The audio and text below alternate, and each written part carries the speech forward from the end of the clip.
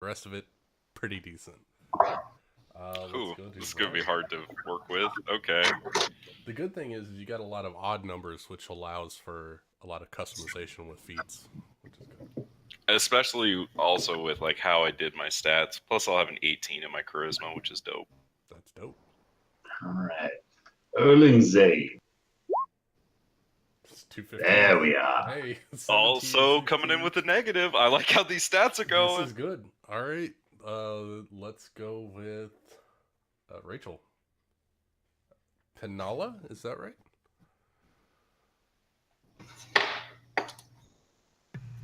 Turn my... Okay. How do I roll? I'm so sorry. No, you're fine. So- Go to Discord, copy Ryan's message, and then paste it into Roll20. Okay. And then if you don't get 2 stats, just press the up arrow and then enter again, and it'll re-roll. Yeah, the goal is though you want 2 15s 215 or higher. Yeah. That's not good. Roll again. Yep. So Oh, up arrow great. and enter, and it should. No. Do it That's again. even Oh, worse. 6. Get Jeez. better dice. Roll again. Holy No, shit. that's not a keeper. That would Roll be great, again. but roll again. Nope. Nope. No more. Roll again. Oh my god, no. No. We want you to get 215s. It makes you feel. We want you to have good Well, stats. roll again. Come on, Not get good the better enough. Roll dice. again. What is with this? I think my character might die if I keep rolling like this. Nope. Nope. Keep Roll going. again. That Oh on my a God. 4. Jeez. Imagine doing this with real dice. There, Oh, there's a 18, keeper. Hey. Oh my god, that's gonna be a fun character. You got 2 I- ball stats. I like it. Wow, you got an 18 and 15 and 14, 10, 9 and 8. Okay. I have a quick question. Yes. My character, I mean, what would I put more points towards or Charisma. less points towards if she doesn't understand that bardic talents does not equal money? Is it wisdom or intelligence? That would be intelligence. Intelligence. for Awesome. She's got a low intelligence, Well, it you're- sounds like. sure. I would assume that you would be a dexterous bard because most of them are. So I would say low strength and low intelligence would be your 2 low stats, and then your high stat would probably be charisma, and then next after that, either dex or constitution. Hell yeah. Okay. And then What do I want my the dump 10 stat? would probably be wisdom. I think that would be your best bet. But you could also put a 10 straight in constitution and have a high wisdom. Depends on if you're perceptive or good at reading people. Like insight, that's based off of wisdom. So you might want that a little higher. Depends on how frail you want to be. Okay. But 18 charisma for sure. And then half elf, you get 2 plus 1. So you can make that 9 and 10 and have no negatives. Or have a 15 or 11. I would say go with a 10, but that's just me. All right. So you could have an 18, a 20 in charisma, 16 in either dex or con or wisdom, whatever you feel is the best. I'm going to have a 6 intelligence. Oh, dump How an many intelligence. times did I have to roll? Yeah, why would I dump A wisdom? lot. 1, 2, 3, 4, 5, 6. I'm not dumping my perception. 36. You rolled 36. No, more than that. Because there's 7 in there, and it drops. No, 3d6 drop the lowest. A lot of dice. Oh no. It was 46 drop the lowest, so that's 4 times 6.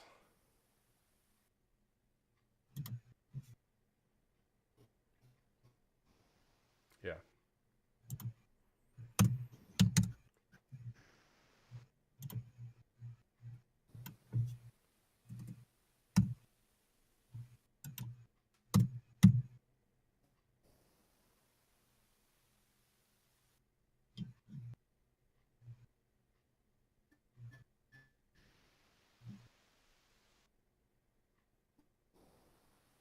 So what's what 144 dice plus another set of 24, so 168 dice to get those stats. I think that's right. Would have been a lot of dice in person. Right. That's the Colville rule. He said that he's had people sit there for hours rolling dice because they couldn't get 215s.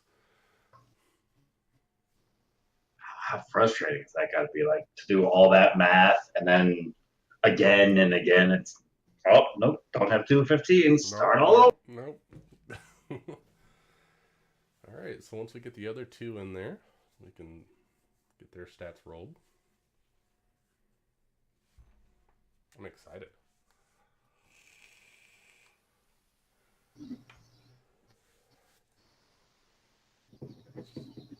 Oh, did I change the name of the stream? I did. Golden Age of Pirate Session 0. Nice. Let's put some background music on.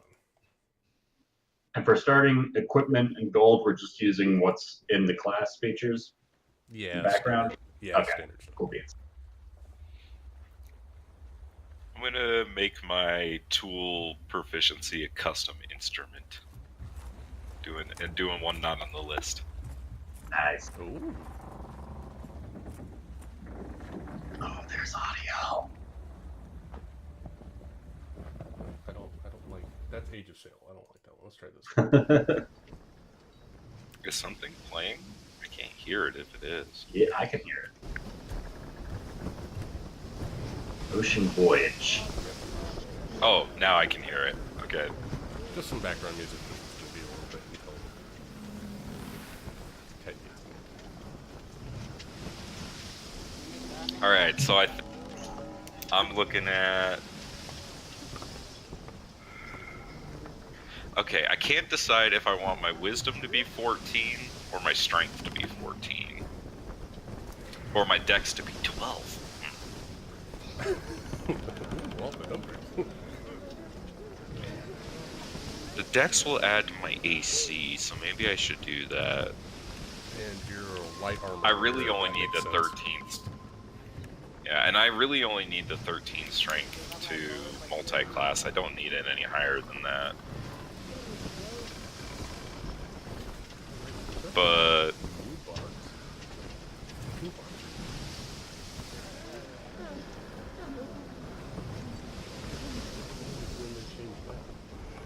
I noticed it the other day. Yeah. I kind of like it because then you don't have to sit there and be like, how much HP do you have? I can just look and see, oh, Yeah, you I can have just 9. see it. I need to make sure that everyone. Can see everyone's too. So let's see, green is health and red is. That's what Ryan has for his. I like that. That's just my typical setup. I'm more than willing to change it. I should be able to just link this to. I think so.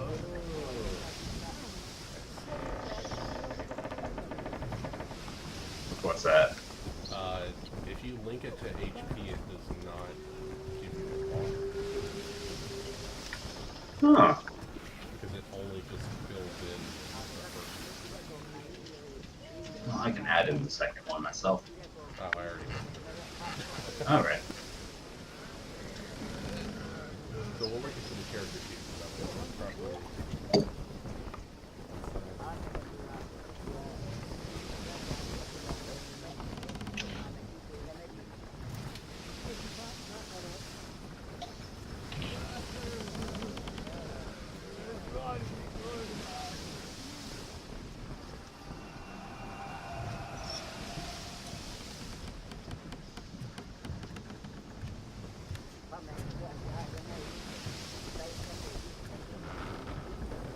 We're like,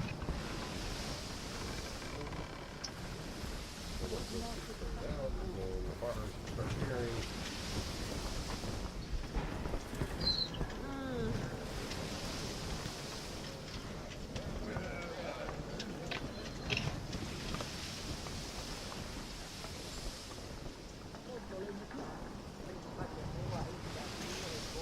Also, while we're doing the setup, can you make it so we can see each other's bars?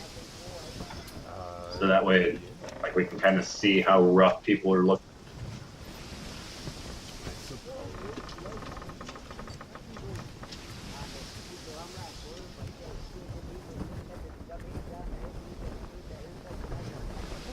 It's not like you guys have to keep up.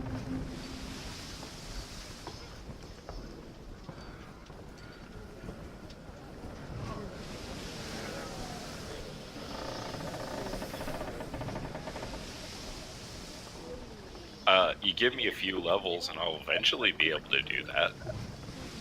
Or at least that's the plan, anyways. Oh, that's right. I don't know what you were planning to do. Well, so I'm multi-classing, so I'm gonna do Hexblade Warlock and then Vengeance Paladin. That's right. That's right. Never mind. That's Yeah. it. I remember now. And I worked it out. I have to talk to you about this. Probably away from everyone else, but I came up with an idea for my patron that will allow me to thematically be both of those classes. Okay. Because that was really important to me. I was like, I don't want to just do this just to do it. Like, I was like, I need a reason. Beautiful. And then once all these selections are made, we'll make sure that everyone has a character on D&D Beyond, just so I can track it while I'm at work for fun things. Okay, I think what I'm going to do then, because I need a higher AC, because I can't have such a low AC, is I'm going to do 13 strength, 14 dex, 15 con, 6 int, 12 wisdom, and 18 charisma. Nice. Be a very well-rounded warrior.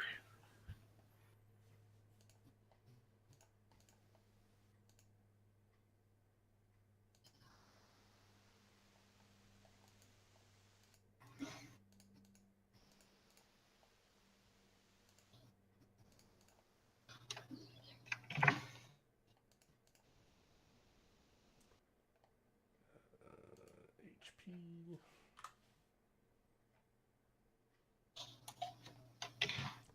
Yeah, I find it very hard to not do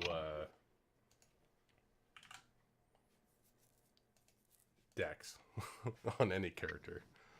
It's such a good stat. I mean, it's the god stat in It is. 5e.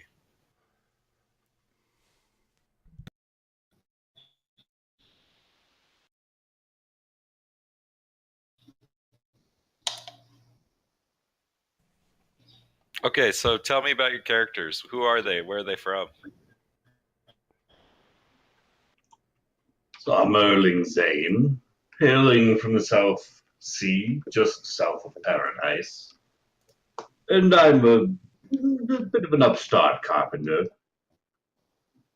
Leaving home to set sight for new horizons to see what's out there.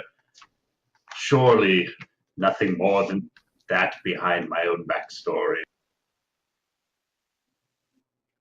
Surely not a stowaway or hiding any sort of nefarious past of life.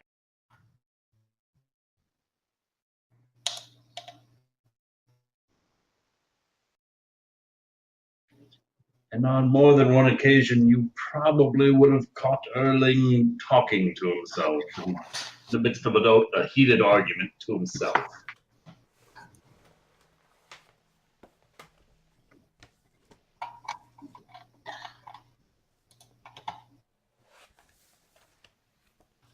So he's schizophrenic?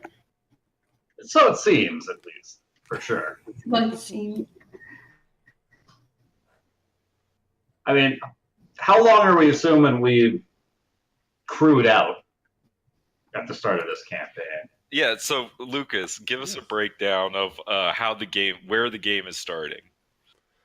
Well, I was gonna wait to see what your characters were gonna do.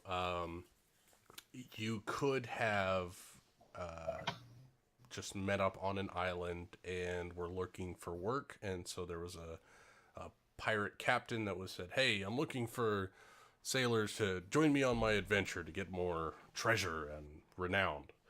And you could have just joined from that way, or you could have just heard rumor and decided to seek out this captain yourselves. Third option, or that would be the two options. You either were all there together and then joined the pirate, or attempted to join the pirate crew as a group, or you individually got to the boat by whatever means that you individually want to do. So that's up to you guys. If you guys want to be like, "Oh, we were all in a tavern and we all got we all got recruited at the same time," or you guys kind of filtered in onto the boat yourselves.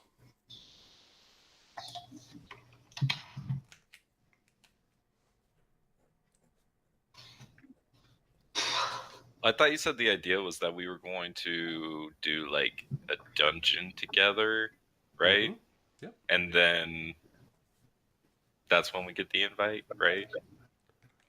So the captain will have told you to become a part of his crew going forward. You have to do a job for him.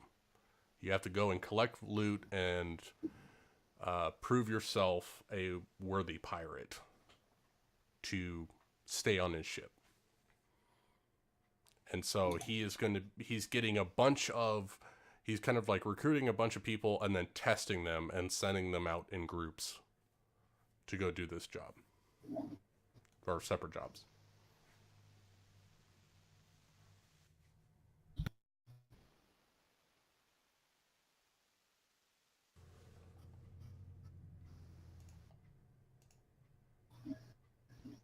Essentially.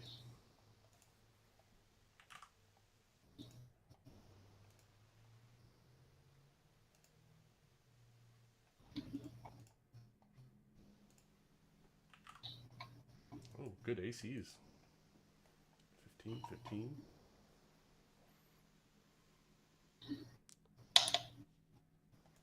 Does that make sense? Yeah. Okay. Well, I want to go last because my character's the most like it's just gonna stick out so much. Eccentric. I guess you could say that, except it's just not when people think eccentric, they're not gonna think this character. Oh gosh. Different. I can tell you the little bit that I have because I'm kind of half waiting till I'm home to be able to actually sit down on my computer and get everything done other than what we're doing right now. So I don't have like a complete background done yet. I think Give us a basic gist.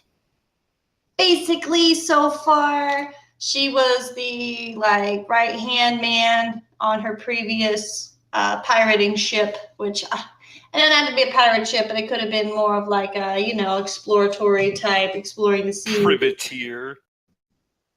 And she was like the right hand guy. And then, they went to these deep waters and this Kraken type monstrous creature came out and killed everyone. And because she has wings, she was able to escape with her life. So she's super cool like that. I haven't really gotten in more depth because I've been here at Rome's house and Charles is not easy to contain in her house. And I'm like, let me have 5 minutes. So I haven't really. And so I think she'll probably be out on this, either just trying to explore the seas to find the one monster that destroyed her previous ship. Something along those lines. So I have a question about your character. Yeah. Do you come from like an entire island of parrot people, or were you raised among humans, or like where do you come from? Interesting question I haven't thought of yet.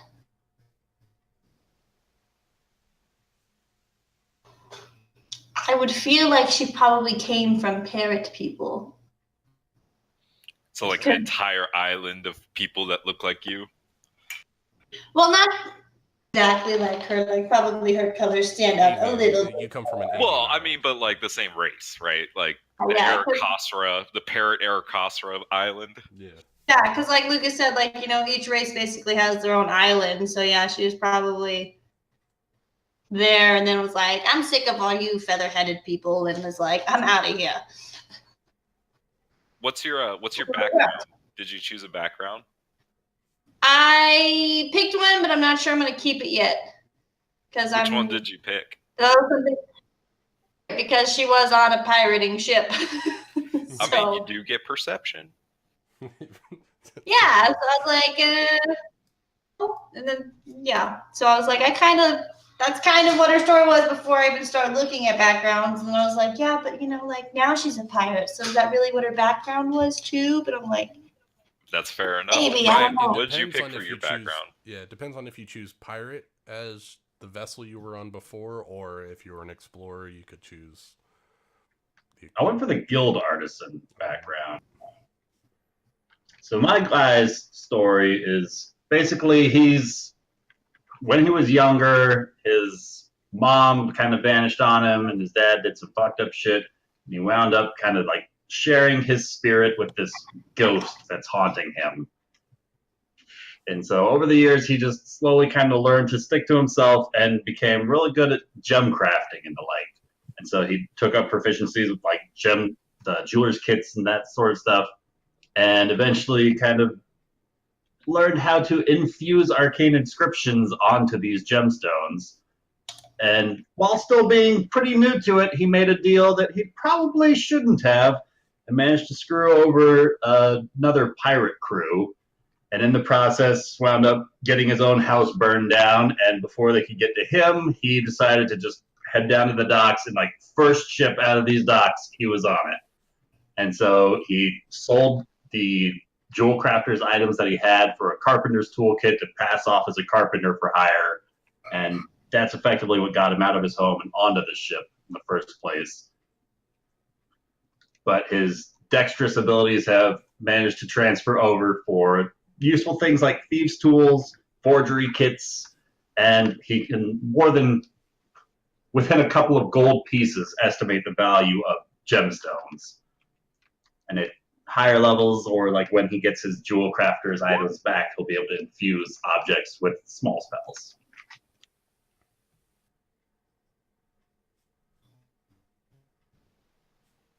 That's dope. A whole lot of weird stuff. I heard Ted come in. I see, Ted. Yep, I'm here. Sorry for being tardy. Yeah, You shouldn't talk about yourself like that, Ted. Jeez.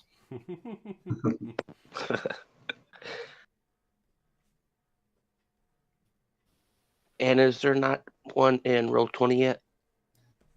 For you? There should be. Did you join the campaign? Bet I didn't. Hang on. All right, go to Skype and click on you're gonna have to scroll up and click on the join campaign thing. So I'm gonna say that Ryan, the boat that you got on, the first boat that you left on, would be the boat of the captain you are trying to crew with. All right.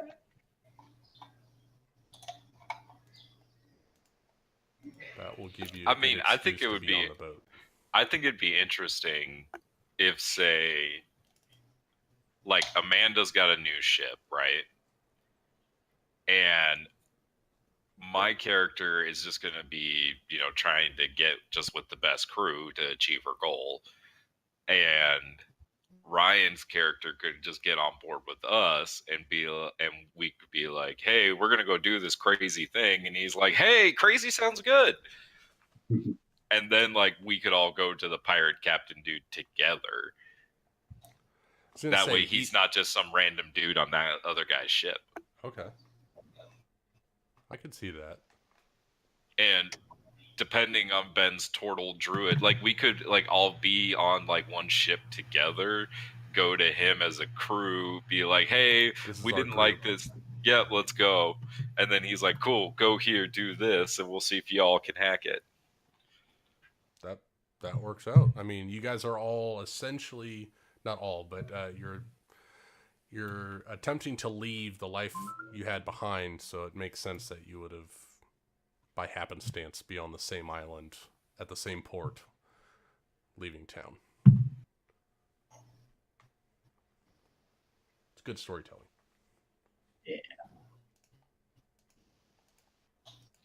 So, Ted, tell us about your character. All right. Once he gets His name is stats. Thrall Forgehammer. Run that name by me again. Thrall Forgehammer. Thrall Forgehammer. Love it. Dwarven barbarian. And he's an apprentice. Blacksmith? Yes, thank you. Apprentice blacksmith. And decided to up and leave his place of business because he keeps hearing rumors of treasure, and decides to sneak in on that. And Because he just wants money, or why is he going? yeah, just attracted to the lure of adventure and money, and maybe to, I don't know, just get rich.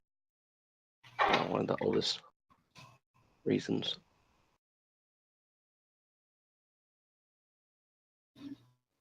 Greedy dwarf. Love it.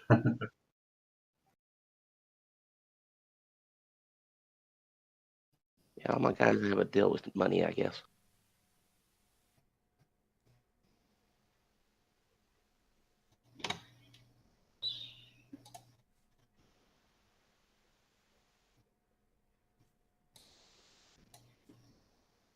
All right. Well, you ready to roll your stats, Ted? Yep, getting there. So all you gotta do is copy the message that Ryan put in Discord, and then paste it in and hit enter.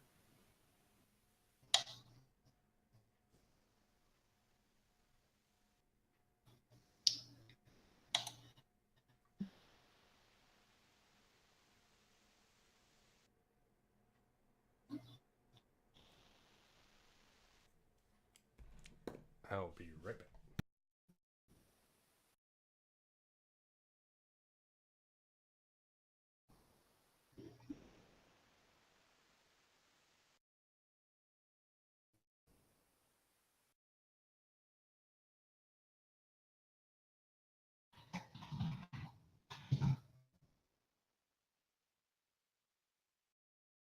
Either not logged in or don't have access to this page. He sent out the invite. You just have to click that and join it. Yeah, I think by clicking it, you give yourself access to it.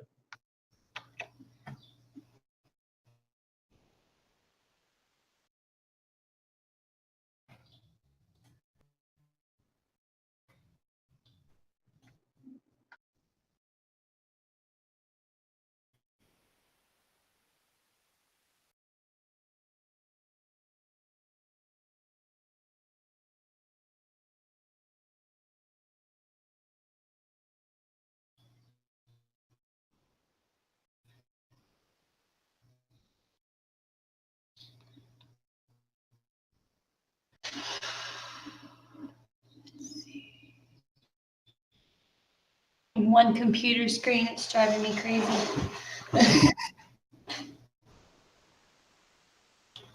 First world problems right here.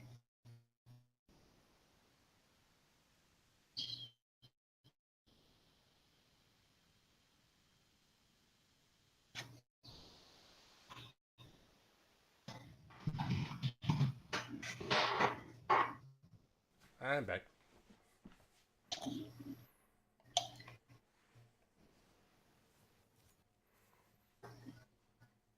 Did you get it figured out, Ted?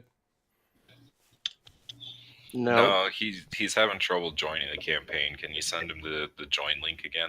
Certainly.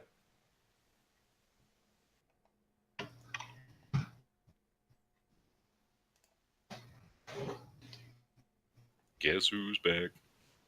Back again. Where do you want it, Shady's Ted? back. Skype or Discord? Send it Skype. Tell a friend. All right, that should get you there. Oops, I put no, racial traits are up here. Do-do-do-do. So I tried using the official sheet from Roll20, and that thing is hot garbage.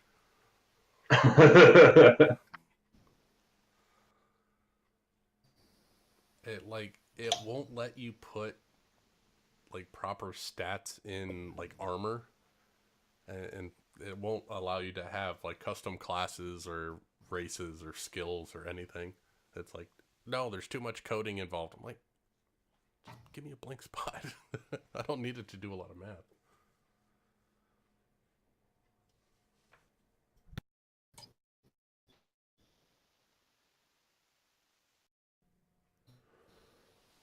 There he is.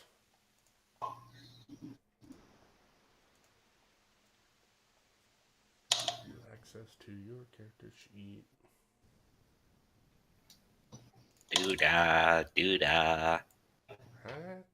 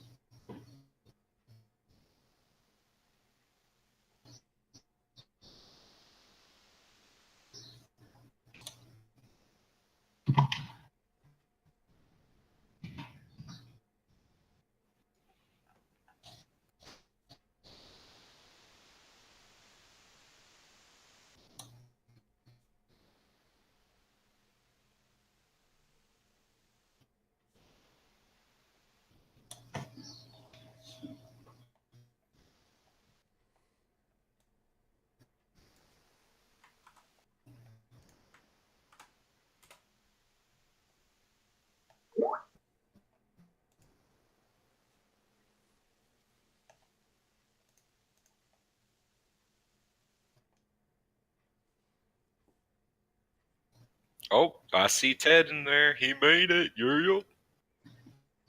Yeah, now we just gotta get some stats rolled.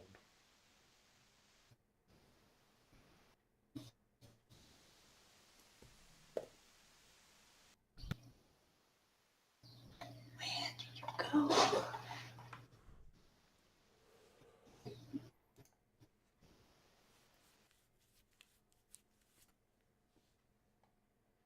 Oh, the music turned off. I want your ad.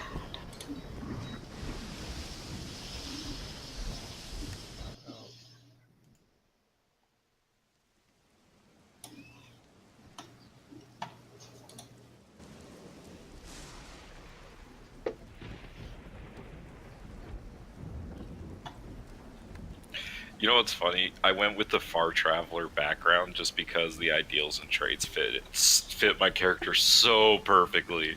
I was just like, well, this must be it. Yeah, you were hopping between a couple backgrounds, right? It was either gonna be Far Traveler or the Faction Agent, Right. but yeah, I went with Far Traveler. As far as backgrounds is concerned, I'd like to lean more towards the custom one of just pick the two stat that you get or whatever, or 2 skills or whatever.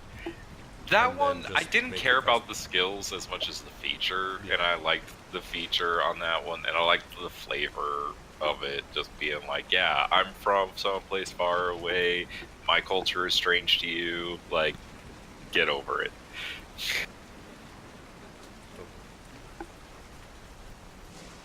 All right, Ted, you have the macro to roll.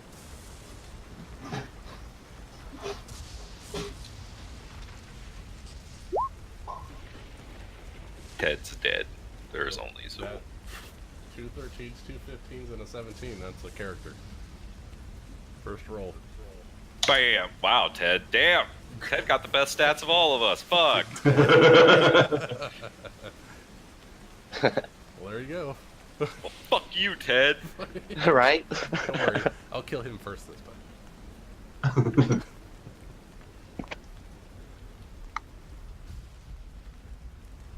The seas are dark and full of terrors. Which they are. Don't fuck with my oceans. I will kill you.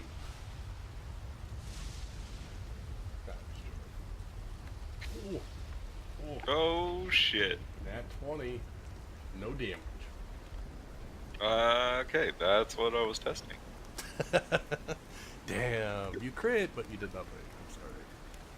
Fuck you. Well, I don't think we're gonna get Ben tonight, so I'll have to get his stats later. I hope that's not a recurring theme. I don't know. He's usually pretty good. I I think you said that, but Lucas it's been a year point- since we played with him. Yeah, well, Lucas pointed out towards the start of today's session, I don't think anyone gave him the start time. No, no, we're just like, see you next week. Okay.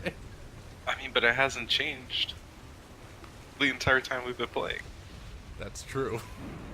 Sundays is, I mean, It has never changed, not once. not since you've been here. I think before Nick, we played at 5, right, Brian? So We tried. Yeah. We tried doing 5 for a while there. I think we did like 6 months at 5 o'clock, and then everyone was like, "Yeah, we're not gonna get off work." So. my point is that argument goes out the window. Yeah, Either I know. it's 5 or 6, right? Yeah. Like, he just didn't show up. He dies first session. You have until I know how that goes.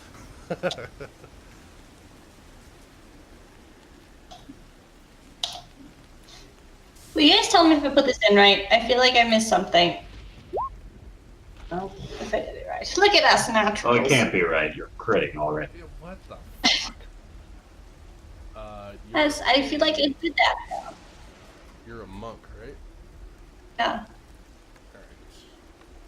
Alright. D&D Beyond, it says to hit +6, but then on there it says +5. And now I'm just like, I don't know what I'm doing.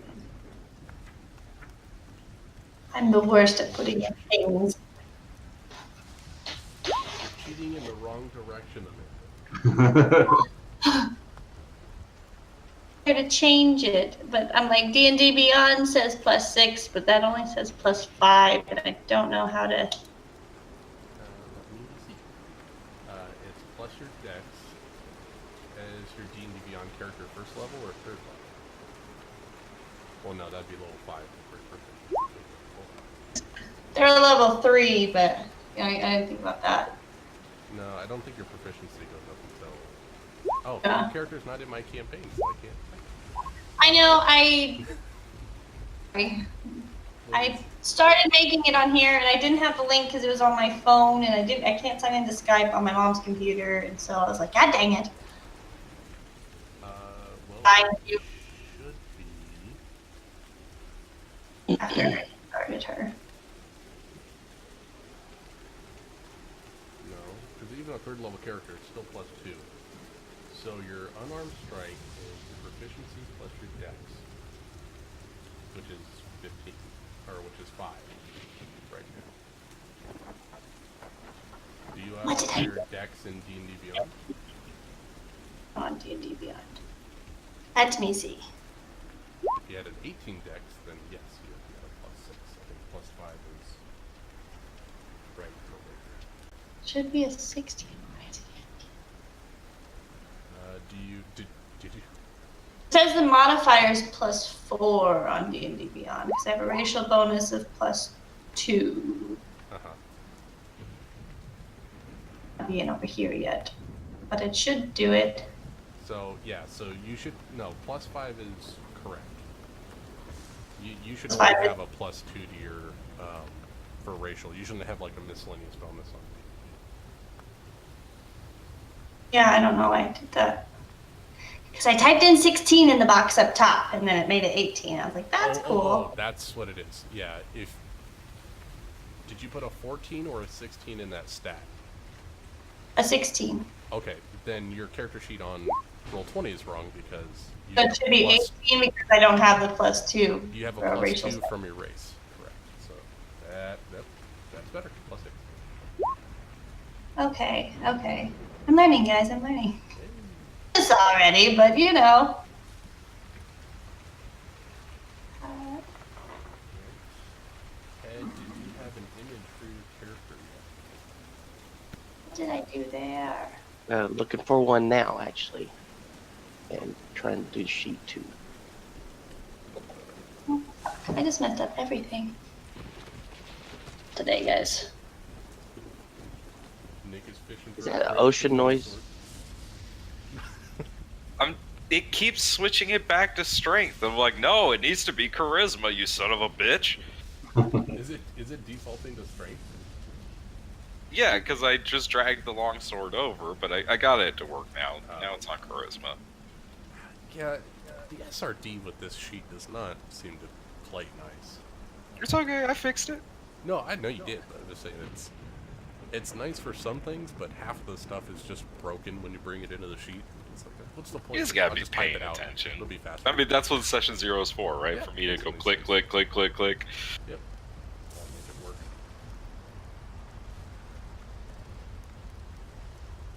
Oh, I gotta add my horns as an attack. Ooh, ooh, ooh. Oh, what am I missing? Them horns done. Right. Okay. Go. Rachel, you're a little quiet. You got everything going all right? Yeah, I just turned off my mic and I'm wandering around, I think.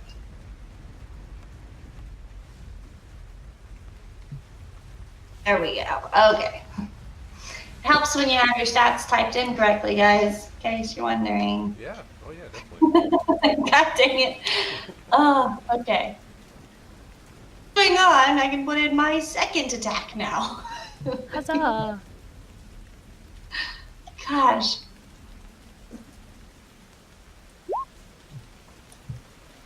Let's see.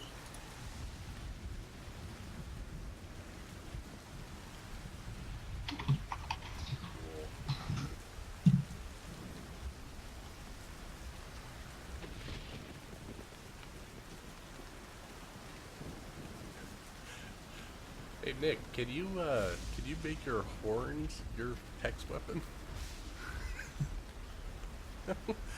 So you could make them disappear with the snap of your fingers and reappear.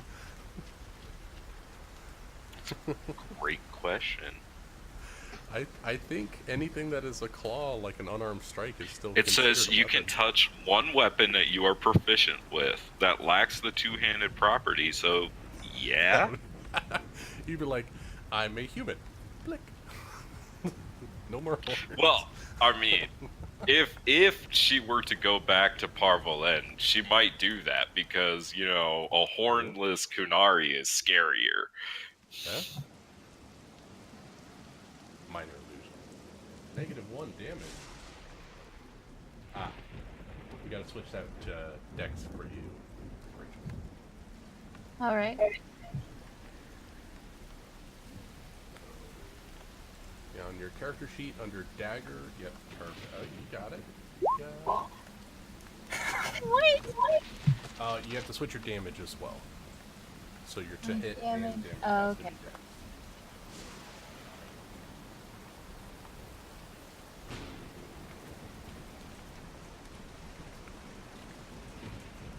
That's better.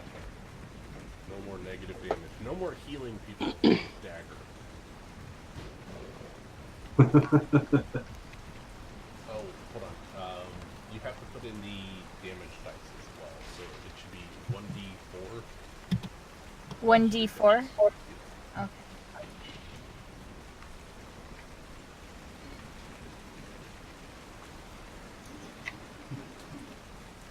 So where it says like it should say like damage die or something in there, you have to put a 1. I know it's grayed out, but if you don't put anything in there, it won't roll the dice. Okay, so let's see if this works.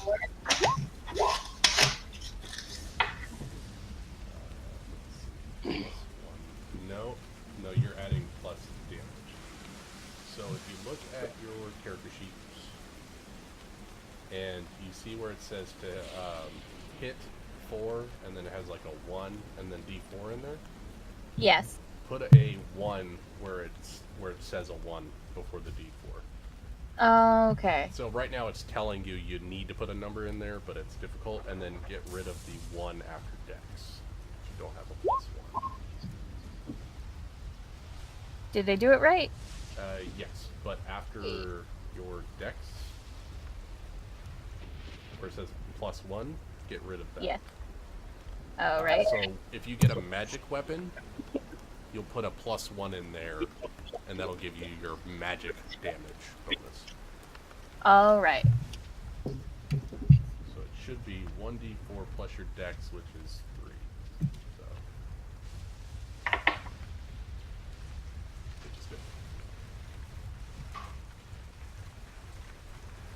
That all looks good.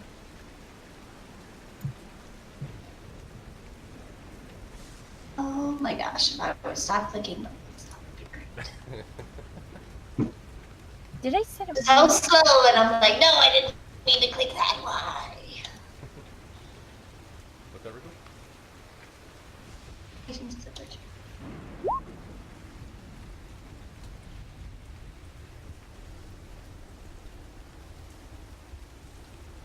How do I change my picture on the roll Go to 20? edit, and then No, on the.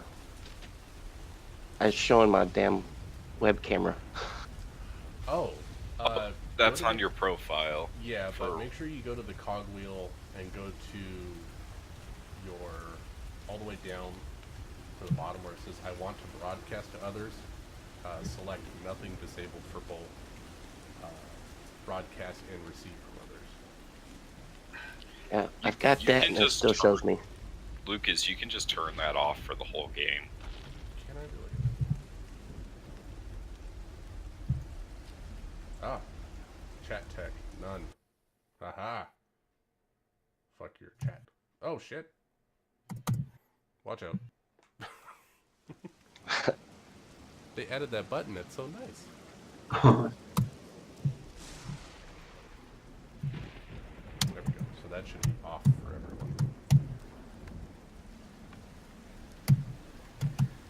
For some reason, I still see my video.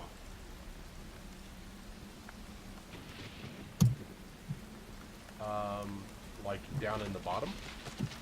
Yeah. You go to the Little thing cogwheel and green. turn it off, Yeah, I think you still have to turn it off on your end so it doesn't try to show up. and then you normally have to refresh roll. Yeah, 20. refresh. Oh, that might be it.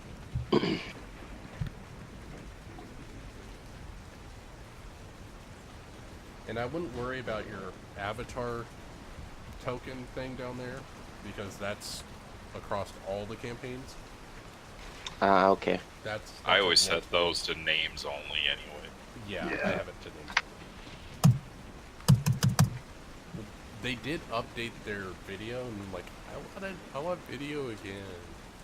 But I don't know if it's still My webcam is terrible. Man, remember we had the dice boxes for a while? It was great. I know. It was nice and beautiful, and then I feel like Had- Roll20 just kind of took a dump on it. Yeah. I just don't want to put more broad width or Dynamic lighting. Bandwidth shit you on put your- Roll20. That's what I mean. Like, we could barely get Roll20 to work. That's why we had to switch to Discord and do all these things. We're just like, no, come on, you stupid website. Yeah. That's why playing in person is so nice. It's just because, like, It it's just like, works. yeah, it just works. The cameras are so realistic. Well, and it's funny too, because like we were just doing Theater of the Mind last night, but at the same time, I can just like when somebody rolls a die, I can just look at it and go, "Yep, that hits. Nope, that misses." Like I can do the math so quick Yeah. now. It's great. No double checking. Why aren't you rolling dex with your weapon? No, I don't. I just know Christina's numbers, so I'm just like, boom, boom, boom. That hits, that misses. You know, this much damage, that, boom, boom. It was moving quick. Like, the fight that we had, like, if we did it on Roll20, would have taken so much longer. Saving throw. Make sure that's set up right. Spell save.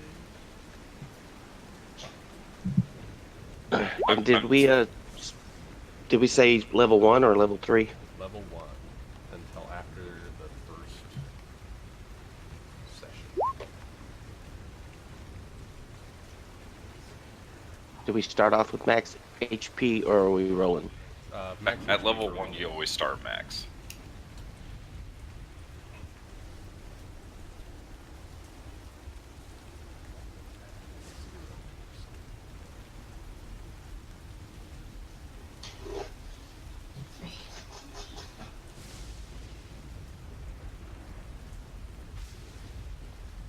Oh, I'm so excited for Rachel to viciously mock people.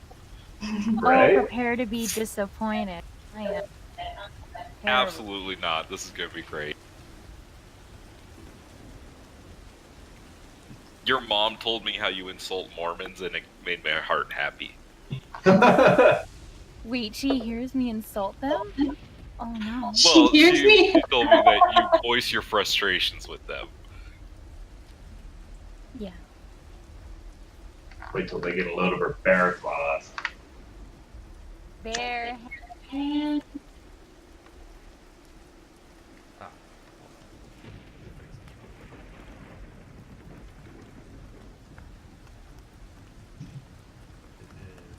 Mockery is a Wisdom saving throw.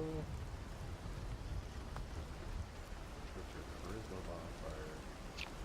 So, Ryan, where's your guy from? Exactly.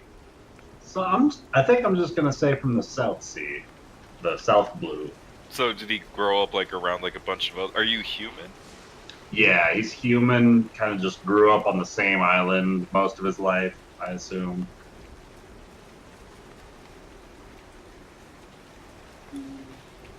Ted, where did your dwarf grow up?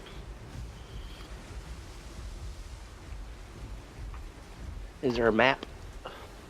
There is. If you click the little Skype message, the Golden Age of Pirates handout, there's a map with north, east, west, blue, south, blue seas, and then there's the New World and Paradise and the red line. I don't know, man. So, I have a question real I quick. like the idea of saying just south of Paradise. go ahead. Go What's ahead. your question? When the damage is like 1d4 plus 4, is that a modifier as well, or is it just 1d4 plus 4? On D&D Beyond, it's already showing what your modifier is. That threw me for a loop too. I was like, +1? Why is there a +1 on this? I was like, oh, there's not. That's just my strength. Yeah, so like on roll 20, it is 1d4 plus 4 plus your modifier. So when you put it into roll 20, it'll be 1d4 plus whatever your modifier is. Is this to it like a dagger? Yeah, it's already adding your modifier on D. Okay, I just wanted to make sure it did add it. Like I didn't want to make sure I was adding things that I'm not supposed Yeah, to be you adding. don't want to add it twice. +8 at level 1 is too much. Yeah, so if it's your damage, it'll be like 1d4 plus your dex modifier. X plus I think 4. the Okay. absolute highest at level 1 you can have is +7. To hit? Yeah, if you have a +5 to your modifier and 2 from your proficiency. If you have a fighting style, it can be +9 at level 1. Ooh, true. Very for true. ranged weapons. Which is fucking ridiculous. But she's a monk, so she doesn't have that. True, but that's so ridiculous. +9. I'm good for like 8 levels. No one have to Well, ever worry about it. I mean, when we were low levels, Amic had a fucking ridiculous plus to hit already, yeah. Yeah, I think you rolled a 20 dex starting, didn't you? No, I had an 18 dex starting, Still plus but 8. I had the archery style and I was using guns. So yeah, I had like a +8 to hit at level 1. You just have to, for most monsters, you just have to roll like a 3 or better. It's so good.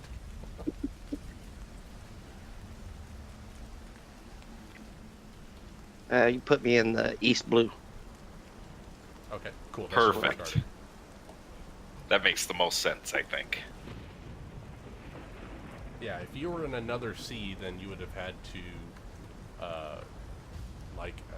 charter or something, either from the world government to get to a different sea, or be on another pirate ship that can sail across the Commonwealth. As I understand it, there's also like magic, right? That can like send people across the world. Technically, there is someone that has the ability to do that, yes. But only one person. Oh, okay. So pirate ship across for me then. And you're coming from the north, correct? Yes, I'm from far away.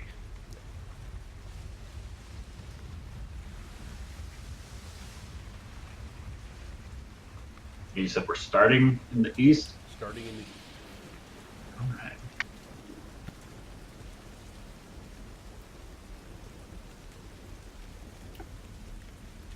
Hey Ryan, you can take that carpet to the new world. That's actually possible. You have a flying carpet. Just take you a little bit. Watch out for giant birds. It just so happens that I happen to have sold Ryan's character a flying carpet. He spent every single penny that he had, in addition to a small He loan pulled a from Volwa. teammate. Yep. Alone. Yep. For a magic carpet. Heck yes. Alright. Let me see.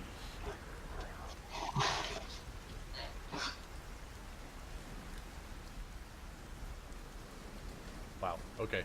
So there are, at least in their storyline, there are 3 islands in the South Blue. Oh no. You got Batarilla, Karate Island, or Torino Kingdom, which is an island.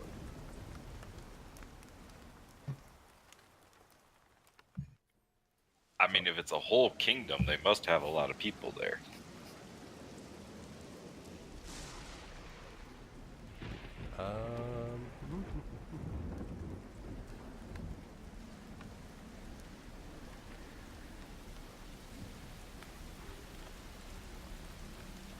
I would say the more populated one that you would probably be from, Ryan, is I'm gonna paste the chat here. Batarilla. Alright. That's probably, that's at first glance, that's the most popular. Alright.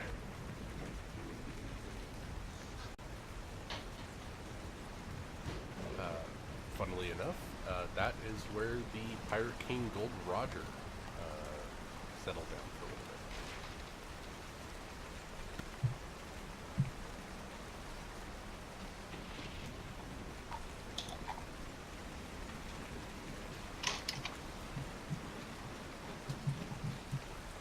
bit. And how old is Erwin? Picture him like in his 40s. Okay, perfect. You weren't part of a mass. I forget what they call it. There's a term for, like, they used in like biblical times where they would mass kill babies. Oh nice. Infanticide. Yeah, infanticide or something like that. Infanticide. I'm pretty sure is how you say it. Because Gold Roger was said to have had a child on that island, and so anyone within that 9-month time that had a baby after he was there had their babies killed. So you've got that history from your island. Alright. And that was something the world government executed.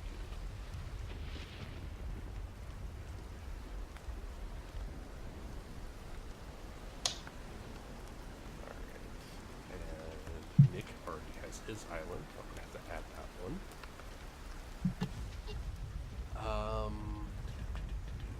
And Amanda, you said you were coming from which blue?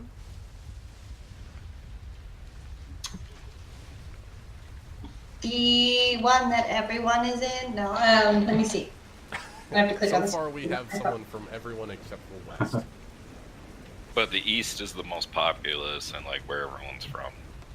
Why are you doing this? It's also known as the weakest of the 4 seas. Okay. Which is a good start for up-and-coming pirates. I wouldn't say I was the weakest of the seas though, because my ship was torn down by monsters. Which would make it weak. The people Then from you the seas you are could weak. you could be from Paradise. I mean, like Paradise and like Paradise, those that makes are sense. dangerous places. Like the Calm Belts, that's where the monsters live. Yeah, So you could be have from traveled Paradise. From Paradise to the East Blue and got caught in the Calm Belt and I watched a YouTube video about this map. Like that's why I understand the map. That's it. shit gets crazy a little bit later on.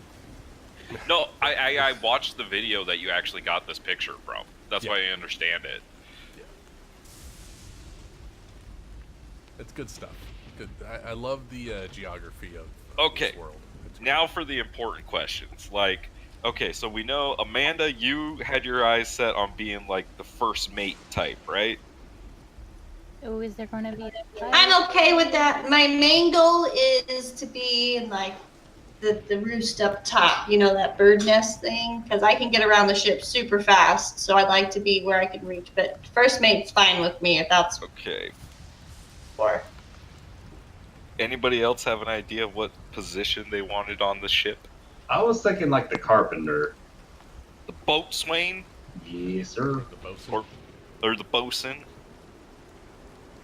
Uh-oh. Fight between the dwarf and the human. Fight, fight, fight. No, Ted would be the barrel maker, man. If he is a blacksmith, he'd actually have a different job on a ship. Yeah, so you don't have to go off of the ones that were in that handout because I'm that's just going Watsy's off way, of and ones I was reading I'm just going off of ones I know. Okay. I was so- reading the ones that Watsy submitted, and none of them actually apply to a boat using the terms that they used.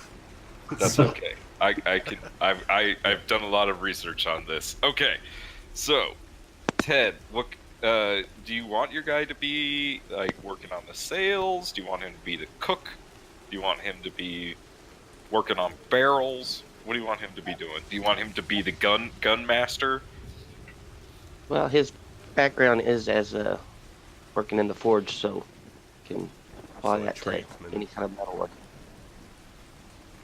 Like, you know, I'm sure there's metal rivets and Yeah, any number of them. like maintaining the barrels and stuff like that. You'd be what's Iron called a banding cooper. on the ships. I would assume that Yeah. the bosun, who would be primarily a carpenter, would need help with the iron for the ships. Yeah, they called him a cooper. They were the barrel maker. Cooper, I love it. I am a well, Cooper. then I am the Koopa. Alright, So that leaves Rachel. What kind of a job would your character like to do on a pirate ship? Entertainment. Union musician. And That is a position on the boat. oh my god, thank God. All That's right. awesome. That leaves me with I'm gonna be the quartermaster. And let me check what. Oh wait, I just dumped my intelligence. Maybe I shouldn't be the quartermaster. Yeah, you need someone that can count to be the quartermaster. Change my mind. I mean, I can count, but I won't do it well. Well, we can roll. Well, who has the highest intelligence here? That'd probably be the artificer. Probably me, yeah, You 17. might be more suited for the quartermaster role and All right. delegate the fixing of the ship to the blacksmith. All right. If it's cool with you, in that case, could I swap out like the carpenter's tools for like the calligraphers? Yeah, that's fine. All right. Hold on. I got something Okay, from Ben. so I've got Okay. Ryan is quartermaster, Ted is Cooper / bosun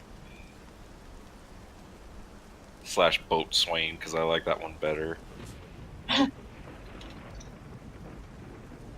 That would leave me with doing navigation again. Based on Let's wisdom, see. you can I have have my wisdom's Amanda be the D. navigator. Yeah, I for was you. about to say I could definitely do navigation because I'm pretty sure No. reading like the first mate position is like to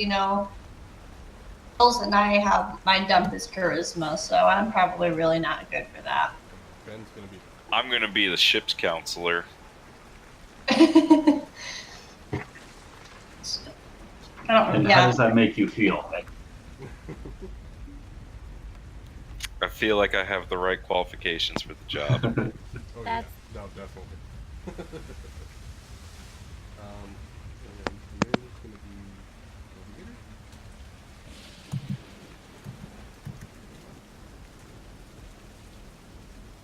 navigator. Proficient with maps, that tool. Okay, so Cartographer tool. Ben said that he wants to play a turtle druid, so he could possibly be the navigator because he'll have a high wisdom. He said he wants to be the cook.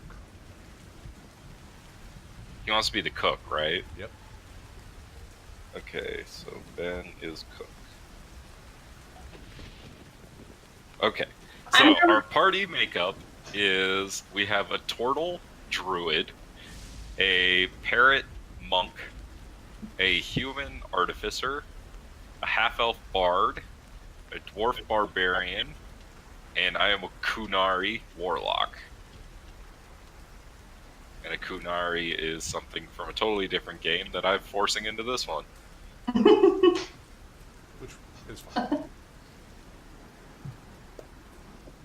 Okay, so you guys have what you are proficient in on the ship. I think we have the characters set up. Just waiting on an image from Ted so I can get his token up. There are so many dwarf barbarian pictures, it must be hard to choose. It is very hard to choose. I spent hours looking for Cognar. Cognar! Cognar or Daggerbeard? Cognar. Can you use the one on my character sheet? I can. Let's see, would you? If you pick Cognar, oh my god, Oh my god, he That's looks close just to like Cognar. Cognar. that was actually one of my second images. Oh, really? That's funny. Actually, looking at the UA document, the ships and seas, I might be looking at the old one actually, the 2018. If that's the one I linked. Like I said, I don't like the way they listed what the crew members do in that list because it didn't feel like it said like the quartermaster helps give navigation tips. It's like, no, that's bunch of bullshit. No, they Okay, count so stuff yeah, and make that's sure the ship has stuff. Okay. And negotiate prices in port. Yeah, which, yeah, they would. That's okay, I can help with that part Oh yeah, yeah. because of my intimidating manner. You're I impressive could to me. to them.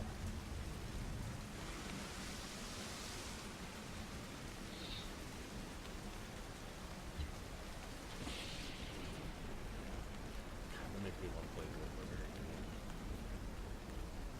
I like this card.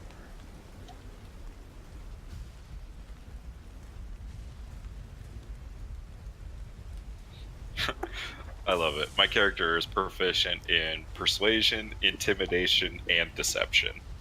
Alright, so I know that the barbarian's AC can be weird in roll 20s. Let me make sure that was right.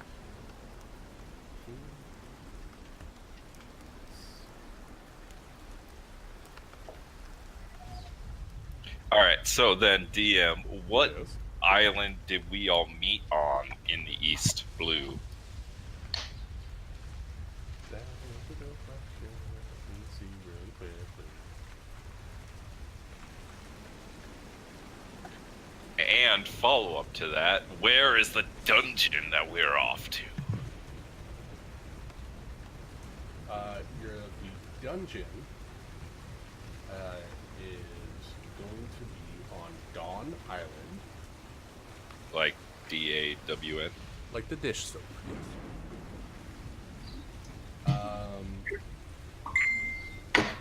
One. I have an idea.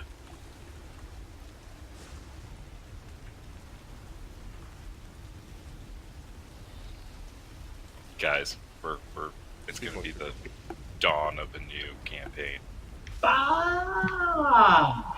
Alright, if we're speaking amongst ourselves, I guess I can finally tell you guys what's going on with my character. Okay, All right. so my character is a Kunari. So the Kunari are a race of, or it's a social philosophy that completely operates her entire society. So essentially, it's a group of people that are they live completely for the collective. So she was so her name is her title.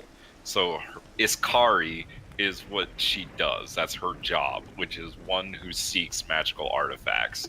And so, like, when you ask her what her name is, she says her name is Iskari of the Ben Hasroth. So, like, that's her title and who she, like, what group she's part of the Kunari. So, and, like, Kunari doesn't mean, like, the race of people that she is. It just means one who follows the Qun. And so the Qun is like the philosophy that she follows. So she's gonna say things like, you know, she's just doing this because of the demands of the Qun, or the Qun demands it, and it's because this is the philosophy that her society follows.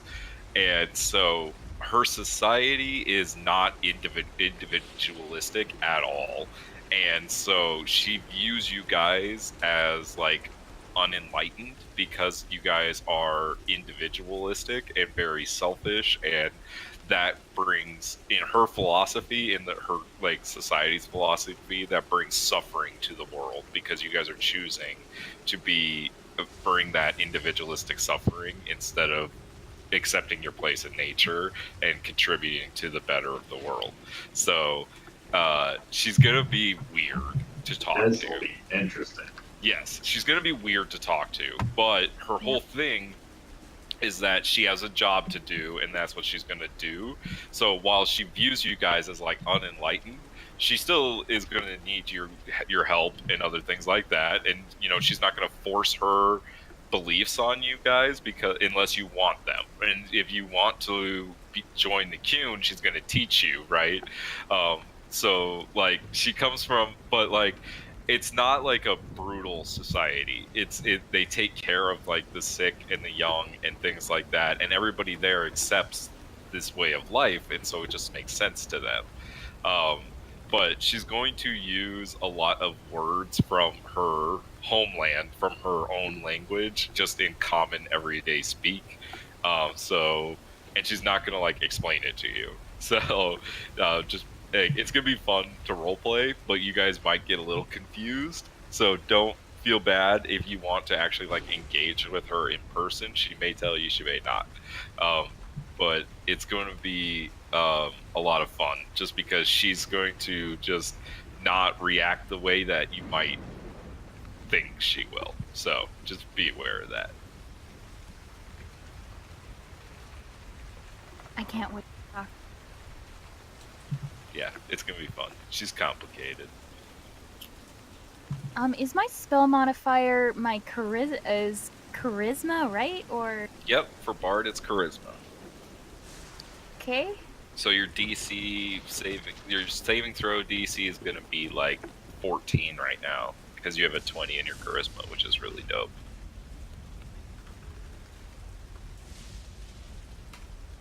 No, it's even higher than that. Yours is 15. Yeah, 15 to start. God damn, I'm jealous. I just need help setting up my spells because I don't know. That's okay. That's the hard part. You're good. 'Cause I think I might have done. Oh, speaking of which, I need to do my spells. Also, with the spells on Roll20, a lot of them you can click and drag, which is super helpful. On Wait, roll how do 20. you do Oh, that? yeah. Some of them know because they're not on The SRD. You have to hit like add a spell in that spell's slot area, and it'll say okay, add new, and then you have to go to the I, type in the spell you want, drag it into that empty slot, and then it'll Wait. Makes it a lot easier than typing them all in. yeah. Where do you go? All right. So on your character sheet, Right. you have like an add button below like your first level in your cantrip. Right. You click on that, it'll give you an empty spell that you can input into. Okay. So once that's there, go to the top right and you'll see like an I next to like a music note in a newspaper. It says compendium. You click on that, and then in the search bar you type in the spell you want, and if it's there, you can drag and drop it into that spell area on your character sheet. Wait, top right on my. On Roll20. So you see like a couple of chat bubbles, something that looks like an image, a newspaper, an eye, a jukebox, or a music note. Okay. Okay. Yeah, I got So it. if you click on the eye, it brings up the compendium. It says D&D 5th edition. There's a search bar. You click in there, type in the name of the spell you want. If it's on the SRD, you can drag and drop it into your character sheet where you Oh have hell that yeah. empty spell. Just make sure you double check all the wording and the stats for it, because the SRD is very old and like alpha of 5e, and so not everything is legit. It makes it easier. It makes it to easy, input but those. also you can go on to D&D Beyond and copy the text box. Yeah, that's true. That's and- what I and do. paste it Yeah. into Roll20. I find that's faster to just have a second tab open and copy and paste in than using the SRD, because the SRD breaks sometimes and just doesn't work. I do a little of both. It depends on what it is. I just find There are certain things that I know are fine, like when you drag weapons over and stuff like that. So yeah, because like they haven't armor's added fine. any weapons since Like, the SRD. yeah. Yeah. Man, Warlock's tricky. You have to really choose between like what's mechanically good and what's You flavorful. can't reset those on a long rest, right? What? Your spells, or can you? Nah, you know them. You know 2 spells. Those are spells Until you known. level up. It's Yeah, I I'm think you can watching- switch them out when you level up. Right. And do you get more known spells every level, or? Yeah, heard you of know more spells, and then you can only cast them at your like highest spell Right. slot, and then you, Like those you regain only get on the a 2 short spell rest. slots. Yeah. Right. Okay, yeah, spells known. Yeah. I'm not gonna be using a lot of spells, so it's fine. Because I was watching, I haven't looked at the Warlock in a while because I was watching Travis use it. I was like, wait a second, he hasn't leveled up in a while. Why does he have new spells? And I was like, oh, that's right, dude. Spells known, and you can choose which ones you use it. Right, you keep your spells known. I'm just trying to decide if she would do out of combat spells, and I don't know if she would.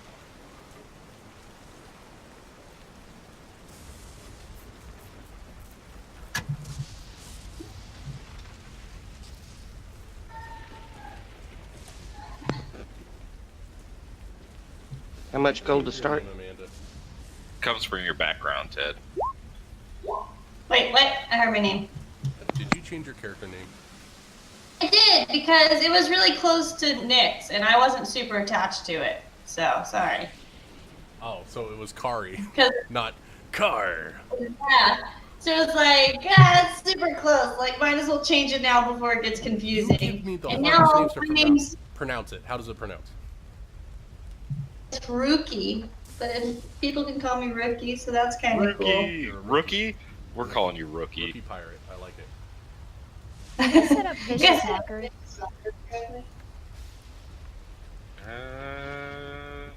The damage is turned off now. Let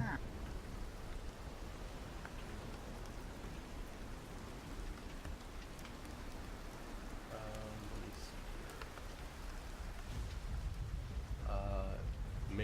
spell attack. No, it's a saving throw, so it does not have a melee spell attack on it. So it's a wisdom saving throw, and it's a DC 15 because you're using your charisma modifier to it. And then saving throw failure, you have to put in a 1 where it has a little gray 1, and then a D4 for your damage.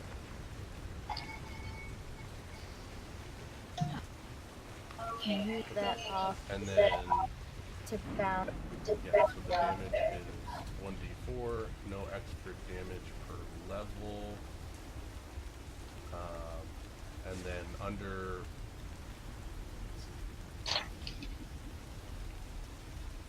This feature requires that you do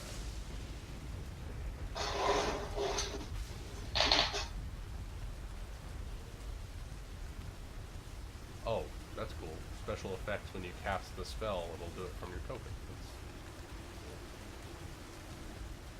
Yeah, so that should be good. And then under where it says saving throw success in gray, just type in like no damage or no effect.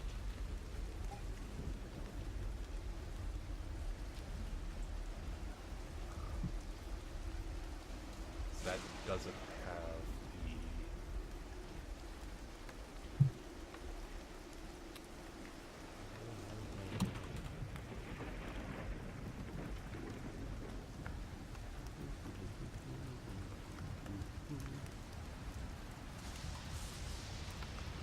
Oh, and I decided that the instrument that my character knows how to play is the sitar. Ooh, I like it. Oh, I'm not.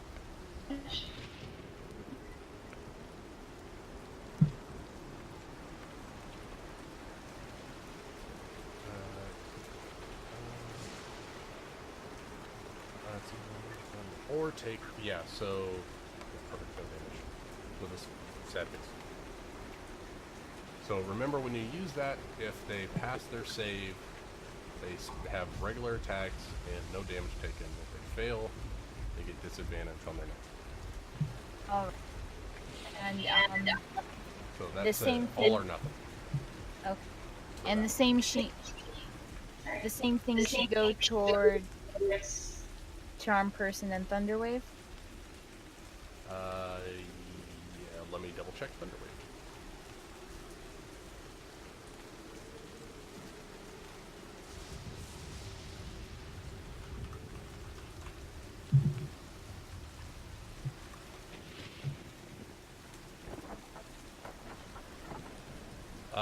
Half damage.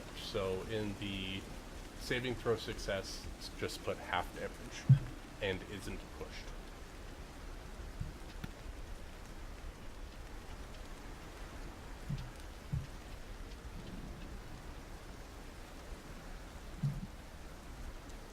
And sharp push, person.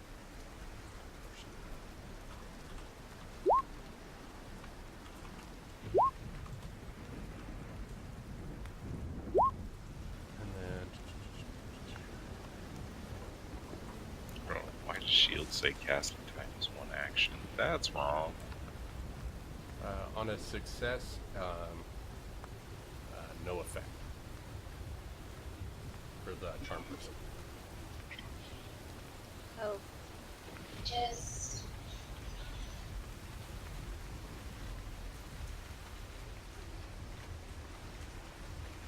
Pew pew. It's kind of pathetic till you get to put agonizing blast on it. Yeah, but still, D10 damage. Yeah, For a but once I non-monster get to character, add my great. charisma, it's a D10 plus 4, and you're like, bitch! Yeah, and then once you get level 5, it's like 2 of them. Wow. Well, yeah, and when I'm level 5, I get to attack twice with my hex weapon. Gross. I'm dangerous up close and from far away. Yeah, but you do not have fighter awesomeness, so don't get too close. We'll see. We'll see. We'll see. Let we'll me see. just we'll get see. 9 attacks doing 200 points of damage, please. Thank you. Yeah, but once my multi-class gets into high gear, I Dude, get you're to giving me sync. goosebumps. I Stop get it. to sync my warlock spell slots into my smites. It's gonna be wonderful. All right, Ted, are you good? I was still just working on adding weapons and Okay. just reviewing the sheet.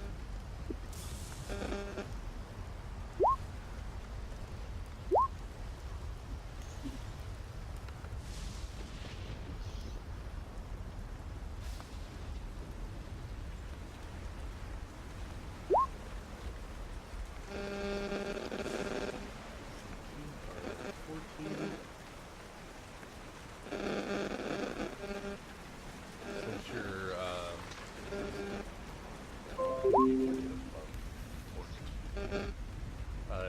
Ted, at some point, if you do get armor, if you wear medium armor, you still get all your range benefits, but you get a higher AC.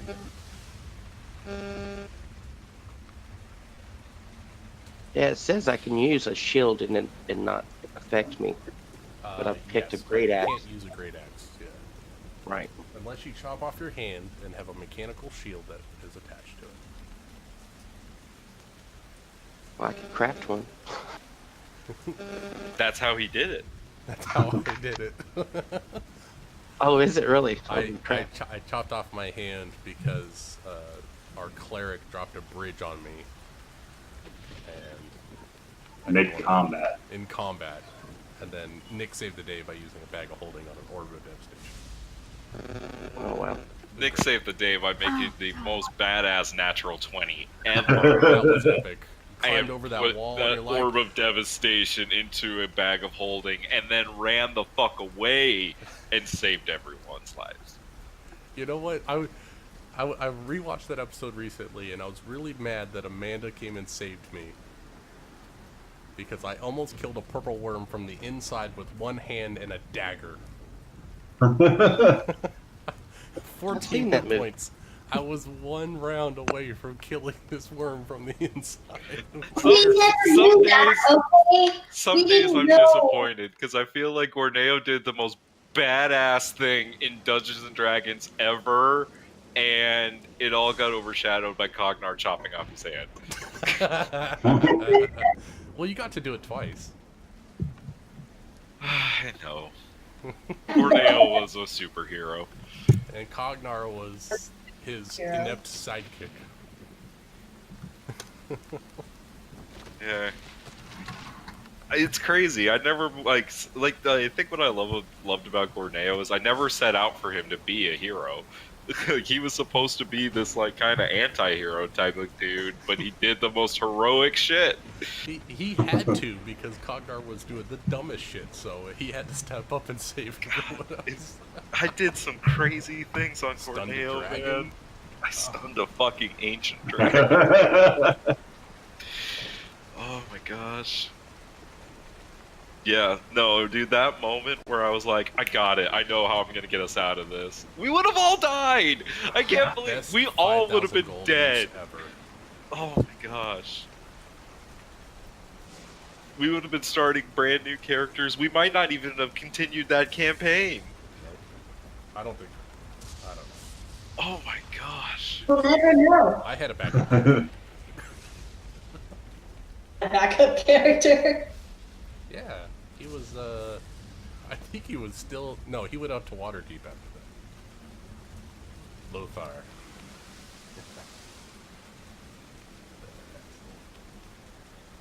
All right. So, I think is everyone good on their spells? I think so. I'm good. Oh, I fixed. We'll find out if I'm good. I think I got it all in there, but you know, I That's fuck up everything. That's what session zeros are for, is figuring this shit out. Ted. Ted, make sure- your dice isn't rolling. Yep. Make sure you add your D12 to that axe. And add an E after the AX. I like to think that he wouldn't put an E after axe. And my axe. To my axe.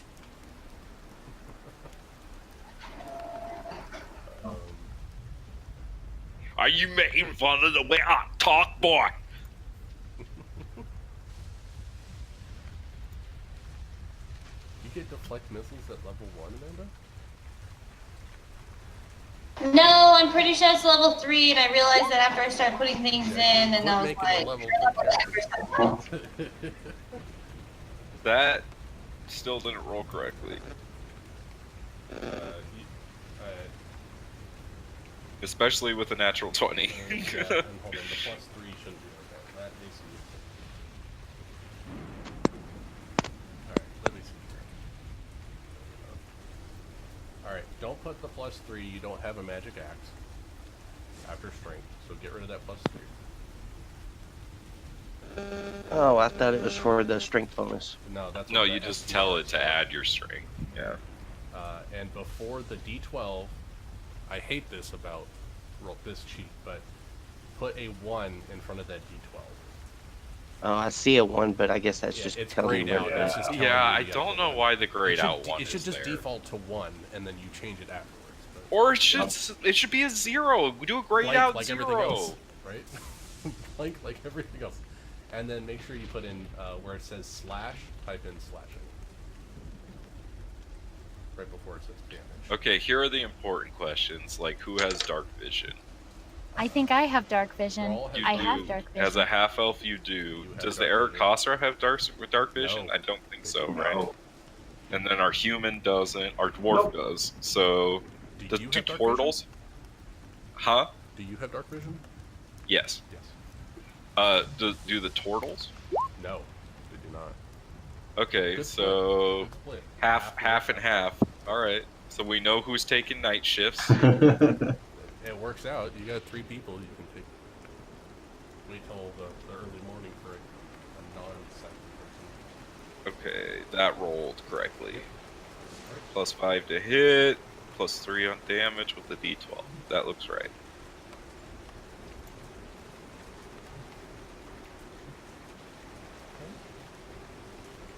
Wait a minute. Hold on, Ted. Yep. Let's wrap for a second. Why is your strength only a +3? He's got 17 in there. Oh, wait. What type of dwarf are you? Oh, I chose Hill Dwarf. Okay, that I should did be a not see. +2 to your strength. You gotta bump that up to 19. Those are rookie numbers up, Ted. You gotta get those up. Hill dwarf, right? Yep. Alright, so your strength is gonna be a 19. That's and better. your All right. Wisdom should All be right. a 14. Okay, now we're talking, Ted. Now we're talking. And then make sure you select your skills that you chose for your class. Yeah, motherfucker better have a +4 to his strength. We need a strong motherfucker in this group. Oh, wait. No. He chose Hill Dwarf, so they get Wisdom and Constitution. Well, fix it then. Make it the one that gives him strength.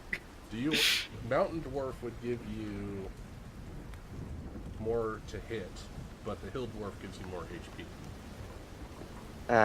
I want more damage. Okay, then you want to be a Mountain Dwarf. So your strength is good, your Wisdom's going to go back down to 13, but your Constitution should be a 17. Better. Those are good numbers. So a 19 strength and a 17 con. Yep, and at level Dude, 4, Ted, that 20 means strength, at level 20 4 you can just do +1/+1. Yeah. 18 con with a 19 20 dex, strength. or That 20 is strength. beautiful barbarian numbers. They're wonderful. That's what my barbarian is. All right, Ted. Now we're cooking. Yeah. Now we're cooking with gas. So, And you have a up your you have combat another too? 15. What did you put your other 15 in? Dex. Dex. Okay, For armor. Alright, so that's makes good. sense. Now your armor class is 17 or 15, much better. Wow. And What's Ted's intelligence is an 11. Oh gosh. He's got a 13 in there. Where did you put the 11? Oh, charisma. Charisma. Okay. Fucking Ted. Ted's good. He's like I'm this not very smart and charismatic. wise dwarf, but he's just not a looker. They're just not a looker. Yeah, so double check your stats, make sure. can't wait to watch Ryan like telepathically sling this sword around. So yeah, you got 2 13s and an 11. Oh. Yeah, dude, Ted's stats are dope. You- I want Ted's stats. Ted's got the perfect stats for a paladin. Yeah, High charisma. those are like high Revolve strength, stats. High constitution. Or Yeah. No, wait. What does he want? Wisdom? Yeah, trust me, Rafal's saves are amazeballs. Yes. And that's why I try to stay within 10 feet of you. Like all So my I can have a saves are plus 12 to so my strength good. saves for constitution saves. That's what I love about paladins. It's just like, nah, man, I am not gonna succumb to your fucking magic. Yeah. I am a holy warrior. I'm here to fuck And your shit up. As long as, and that's another reason why I went fighter level 1 is for constitution saving proficiency. For my cleric. Yeah. So if I'm next to you, You know what I should did on never my fail. You know what I did on my cleric is I just took the resilient feat for constitution. Yeah. So like he has 3 good saves. I was thinking about that, but I have, with the build I'm going, I have 1 free feat, and it's probably not going to happen until level 12. Well, my guy's also a caster cleric. He's nothing like your build. My guy's just all over the place. All right, Ted, let's get some skills. You don't have any skills selected yet.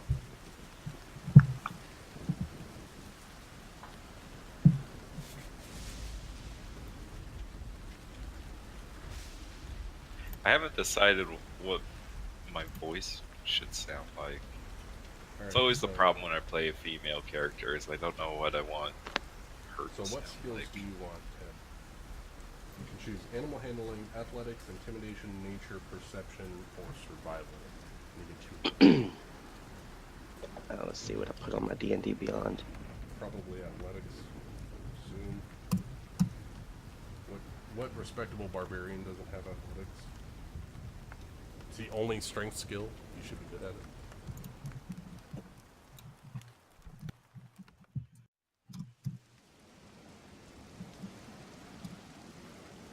Did you join my campaign on D&D Beyond? D&D Beyond.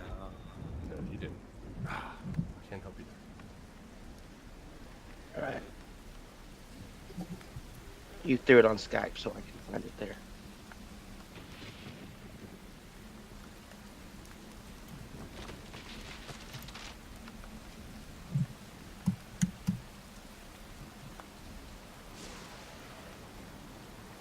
What you're looking at.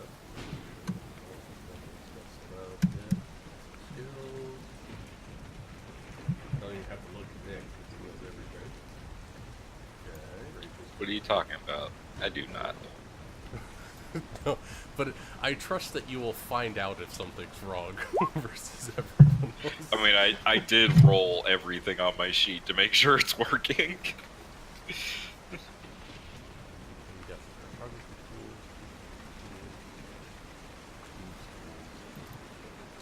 love it. Oh, I'm gonna add stats for your stuff. Who's right? got thieves tools? I've got those. Brian. Make sure you add your Sweet. dex to your D tool, Brian. I gotta double check. I'm not positive. No, second. I want to get the expertise. All right. Well, you can still add your dex to Yeah. it. Good. Now we don't need a rogue. Calligraphy and cartography, add your intelligence, and forgery, All right. add your intelligence. You got it. Jesus, how many things are you proficient with? 5 Artificers tool are sets. fucking dumb. Nice. I'm so And- glad I found that class for you. Add your You said dex to- intelligence for cartographers and calligraphers and forgery, and portrait. and add dex to your jewelers. All right.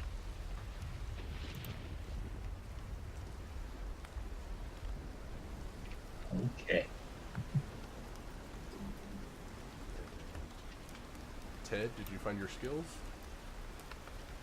Alright. I joined on D&D Beyond, and And it should have let you just add a character. There he is. Sweet, sweet. Not ready yet. You haven't selected everything for your character. Okay, I can't look at it yet.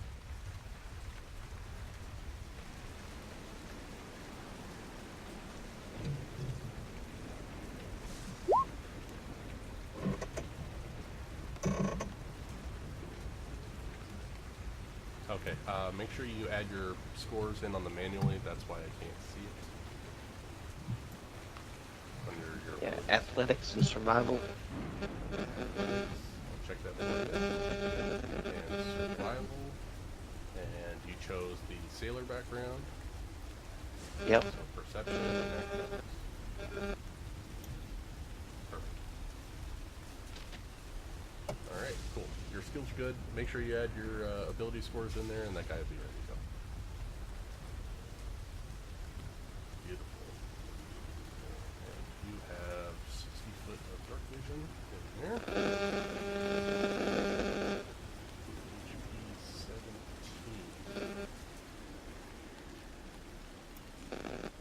And that your HP is not 17. Your HP is going to be 15.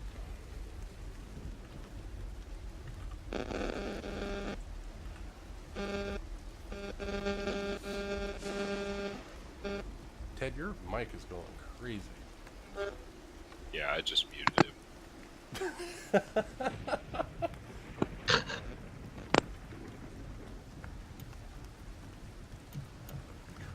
yes, you are a mountain dwarf, so you get proficiency in light armor. Your strength is good.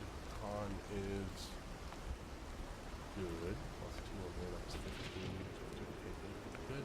Man, he's got a lot of room for using feats for upping his abilities for this. Wow. All of them are negative, or odds.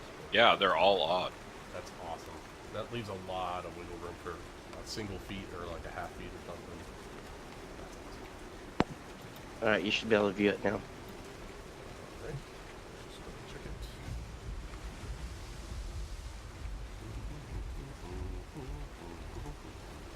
Perfect. Okay, that looks good. Walking speed of 4 feet.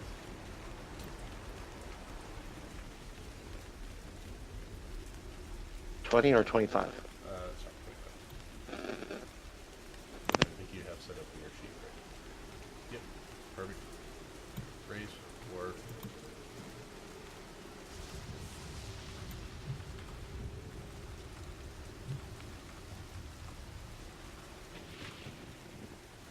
barbarian, medium, got neutral, perfect, perfect, perfect. Alright, that looks good. Barbarians is set up. Just make sure that you've got all your accessories put into your equipment from your background and everything.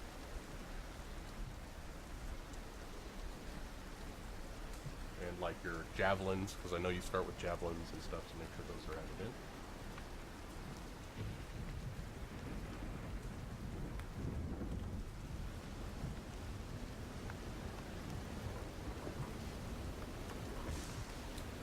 Let's make sure that Rachel's got everything she needs.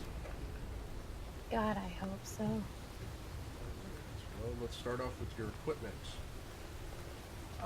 Your dagger, is that from your background? No. I just.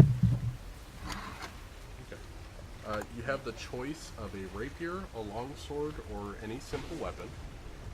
So a rapier will do more damage with your dex than a dagger, but if you want a dagger, I understand the choice. Yeah. Oh wait, you get a dagger for free. You might want to add a rapier. That'll increase your melee damage. Okay. You also can add an instrument to your equipment list, as well as in the armor section, make sure you add leather armor. And then you can choose a diplomat's pack or an entertainer's pack. I think you're going to be an entertainer. Hell yeah. And that's got a bunch of stuff in there. Check the comments.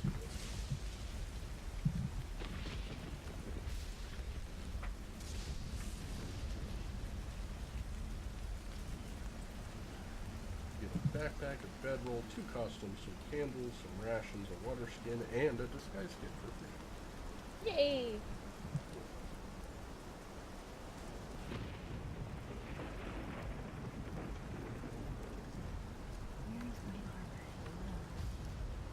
Monks don't get a whole lot of anything.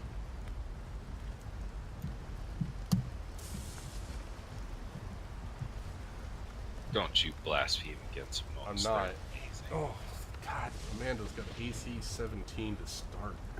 Yeah. I'm at 15 to start.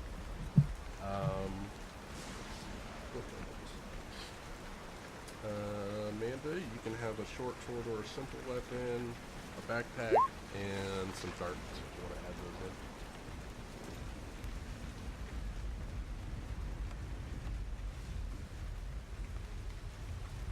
Whenever she comes back. There you go.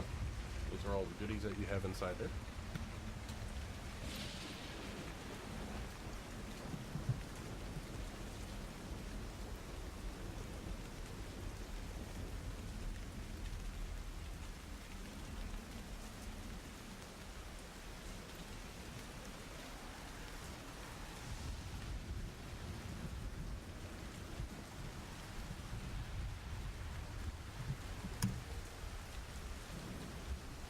Of course, Nick has got all the lovely text written everywhere. I love it. Ooh, change shirt. Yeah, I'm Hexblade. I can use medium armor.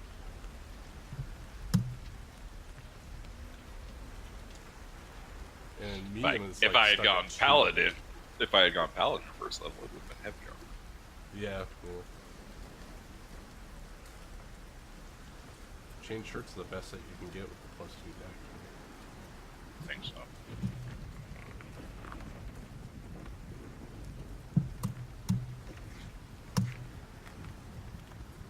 I mean, unless you want to give me half plate. No. Scale mill. Yeah. Breastplate. You get shield proficiency too, right? No. With hexblade? No, I'd have to double check. Let me see. I'm pretty sure if you get medium, you usually get shields too. Yeah, I got shields too. So that's an I easy mean, it's. 17 if you need it. I'm not gonna use a shield. I know, I'm just saying. If you want Second we hit level 3, that long sword's gonna be a great sword. Oh.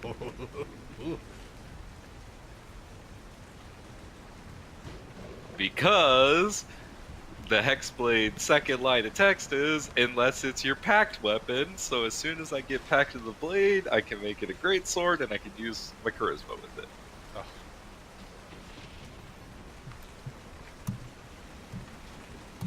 It's gonna be dope, yo.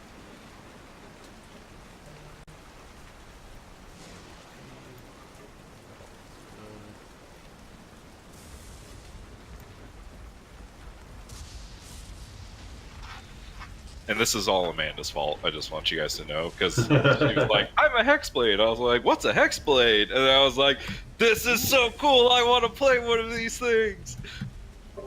It's totally fun. Like I told Ryan the other day, I was like, Nari's like my favorite character ever. She's so much fun.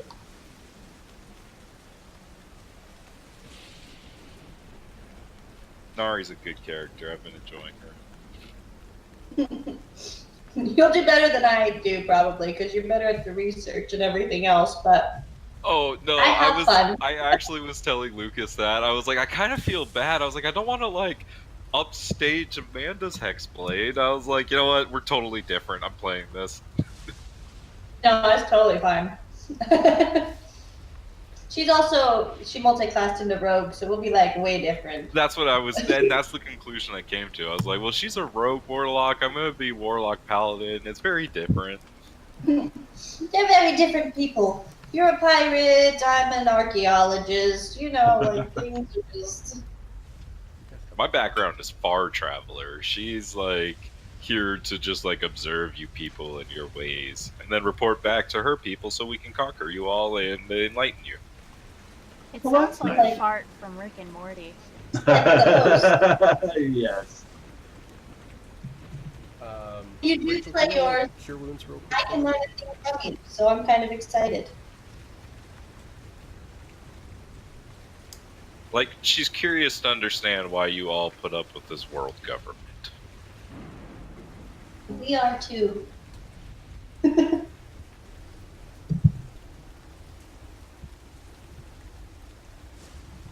Rachel, can you cast your Cure Wounds spell real quick? Absolutely. Oh no. Just out of curiosity, did you get healing word? Who? Me? Yeah, No. I that don't. one's better than cure wounds because you can do it at range. Like, because cure wounds you have to touch somebody, Yeah. and it's your action. With healing word, it's your bonus action, and you can do it from 60 feet away. So that one's a little better if you want better. If you want to heal people, that's the one I would go with. Healing word? Yeah. Yeah. Yeah, I have it. I just did not see it. Plus, thematically, it's As a better. bard. It makes more sense with bard because you're healing people with your voice.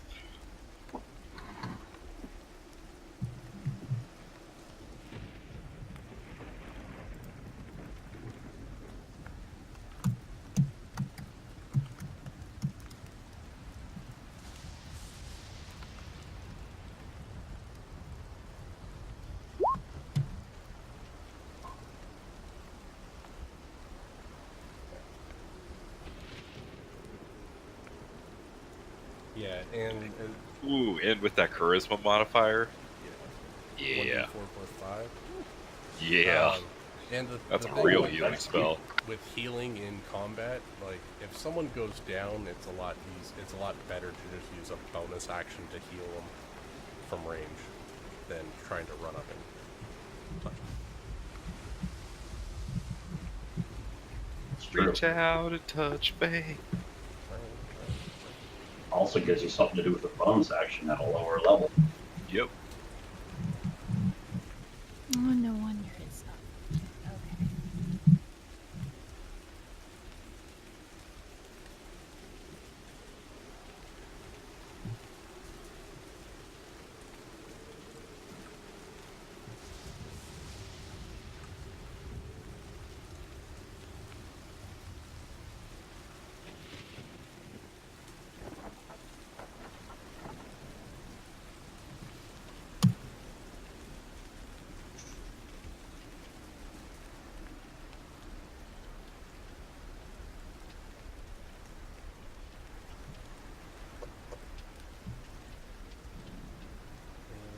Rachel, what'd you put your 2+1s in? My 2+1s?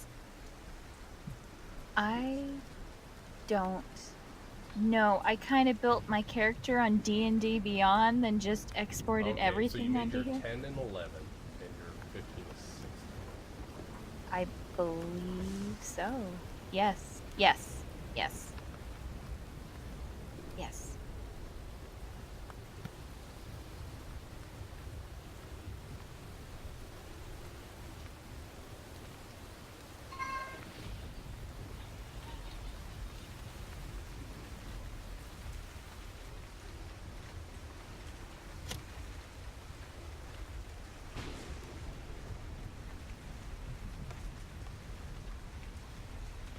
Alright, go ahead and roll that healing word and make sure that the dice are correct. All right.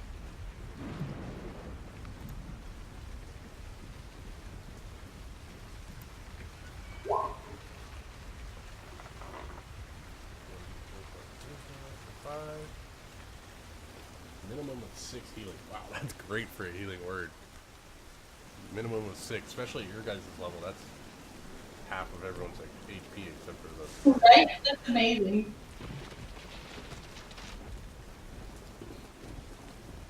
And I love barbarians.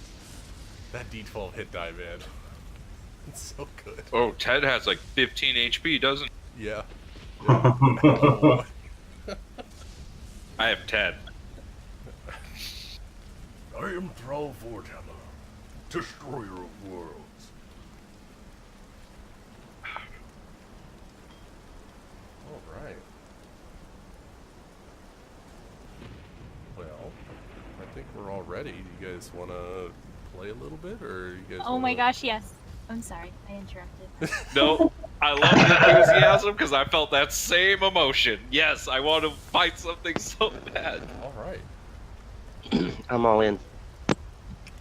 Well, let's get into it then. Nick, now you know why I wanted to play Nari in your one-off campaigns. I just wanted to know what it was like to fight with her so bad. Like, I was like, yeah, I'm gonna be And I Nari like in this. I know, and I love it. All right. So let's start with the intro here.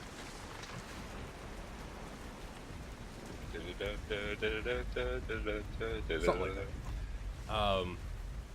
So we start with a flashback as to why the pirate era started, or this current age of pirates. It was a hot and sticky day. They had Gold Roger shackled as they led him down the main street towards a square where they built the execution platform. He walked through the town like it was a victory parade. Wealth, fame, and power. Gold Roger obtained all of this, and everything else the world had to offer. He was facing his final moments before death, but he acted like it was his coronation. As Gold Roger walks up a long staircase to the top of the execution platform, he says, "Destiny, fate, dreams. As long as there are people who seek freedom in this life, these things shall not vanish from the earth." As he gets to the top of the platform, a Marine executioner asks, "Do you have any final words to say?" Roger turns to the man and smiles from ear to ear. He says, "Would you mind taking these off? They're beginning to chafe me quite a bit. Please." The Marine responds, "I can't do that." Roger, with a chuckle, "Where am I going to run?" "That's all right. I guess I'm on my own for this one." As he walks to the edge of the platform, he sits down with legs crossed. "Let's get this over with." The two Marines cross their halberds and aim at his neck. A man from the crowd calls out, "Hey, Pirate King! Tell us where you hid all of your treasure. Is it in the Grand Line or someplace else? You found it, didn't you?" A Marine yells down, "You there, shut up." The man in the crowd says, "The legendary treasure, the One Piece." Roger laughs long and hard. "You want my treasure? You can have it. I left everything gathered together in one place. Now you just have to go and find it." The Marines bring their blades down as his last words ring out, and a smile crosses his face. They execute Gold Roger. There was a long pause for a few heartbeats. Then the crowd erupts into thunderous roar of applause, and his dying words drove countless souls to the seas.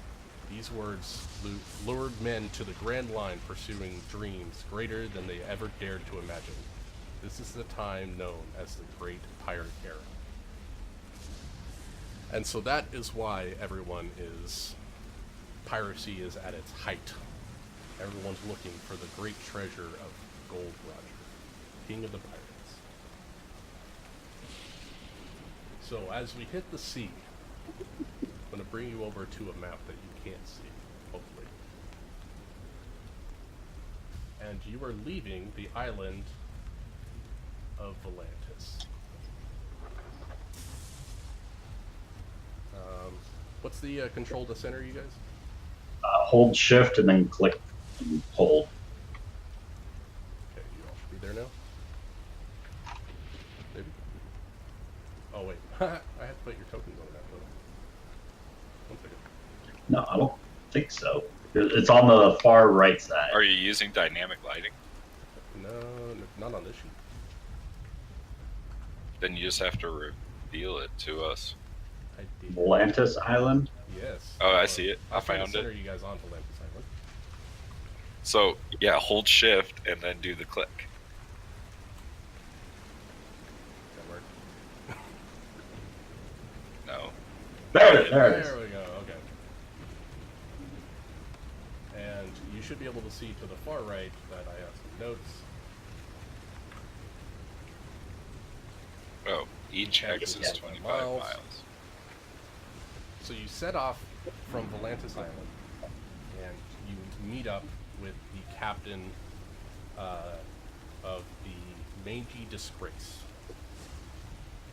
And this is the captain that recruited you all to see if you were worthy to join, to be a part of this crew. Captain Dryden Black, a portly man with a kind of a air of nobility about him, but he is a prevalent pirate in the area, and he is looking for people to join his crew and gather treasure and fame and all the things the world has to offer. He boarded ship, and he gives a brief sermon, dissertation to everyone. Welcome everyone, welcome everyone. Welcome to the Mangy Disgrace. I am Captain Dryden Black, as many of you know. I am recruiting for my vessel, and I want to make sure you're all worthy and hardy for the seas ahead. We are heading for the Grand Line, and you need to be strong enough of back and strong of will in order to handle the monsters and seas ahead. And to test you all, I'm going to send you off to the near island of Dawn to bring back treasure and make sure that you can handle yourselves. And so he gives you guys kind of like long ships, but this vessel is a single mast ship that has like a square front and a kind of a square captain's deck on the back. And let's see.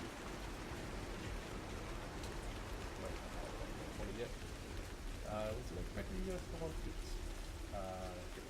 It is here on the right in the wood under your characters, the single-masted ship. And there is a Jolly Roger, a skull that is grinning, and it looks like there are gold coins or silver coins on the map, on the black backdrop of the map, the flag, coins underneath the laughing skull. And so he gives you a single sail, 6-person little dinghy in order to sail out to the island from the ship. And I'll put the ship over here. There's the little ship on the map next to the Volantis Island. And he says, sail east, and you will find the island of Dawn. I don't see our tokens on this map. I think. Or a ship. Oh, hold on. Yeah, I was muted. That's what I was like, wait, what am I missing? How about now? Where it says each hex is a mile? Oh, I wait, just hold on. saw I what see looks it. like the edge of the world up here. Hold on. You guys see that? Wait. Each hex is a mile, but that's. Okay. This sheet is broken as shit. Hold on. I don't know why it's not. Is it on the GM layer? No. It's. Oh, hold on. Yes. No. It's on the map layer. No. Where the fuck is it? It won't let me see. No? It's in its own world. Objects and tokens later. You guys should be able to see it. Is something on top of it? Something underneath it. How about now? No? Where are we supposed to be looking? Far right on the map. where it says each hex is 25 miles. It should be right below. Nope, it is. Oh, I can mouse over something. This black, whatever this black thing is covering it. Because Oh, I I can click found- on my token underneath it. Yeah, I can find Let me it. see if Okay. I can. I found my token. Nope, now the blue is on top of wherever it is. Oh, you guys are on top. I don't know. That's just a standard map. Why are you guys outside the map? Can you move us to like the object layer, or right click on our token to bring to the front or something like that? Yeah, you guys are all set to the front. Hold on. What is the color? Oh, you know it. I know what it is. Fucking, it's advanced fog a little bit.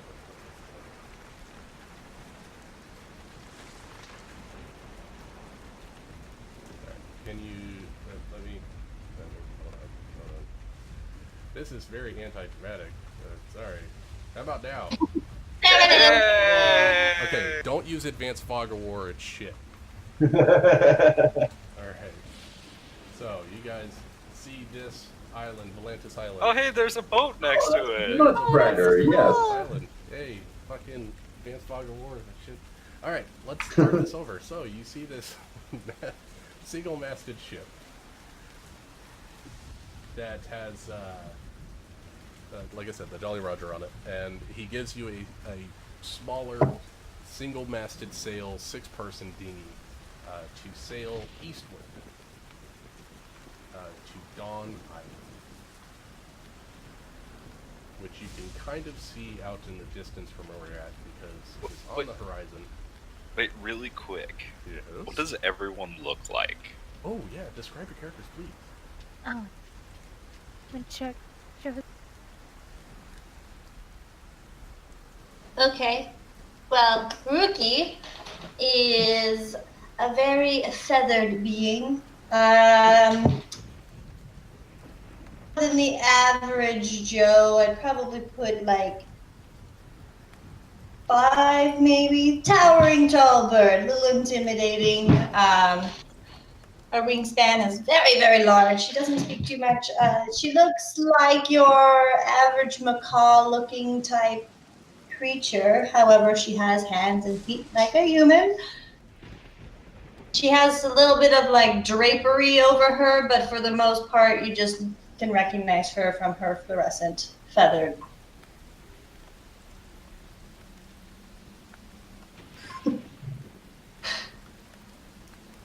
That's dope.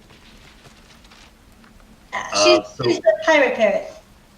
That's amazing. So I picture Erling Zane kind of in his mid-40s, noticeably kind of sunburnt after the past couple of days on the ship, as he's probably not done a whole lot of hard labor in his life. But he tends to have this very stern look about him at almost all times of the day. Like he's just constantly upset about something going on. And if we were doing the Hollywood casting thing, I would say that he would be played by Rufus Sewell, the bad guy from A Knight's Tale, the Black Knight dude. Oh, I love that guy.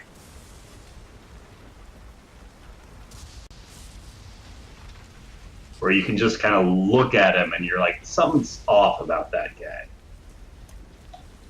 He's got that one lazy eye. Yeah.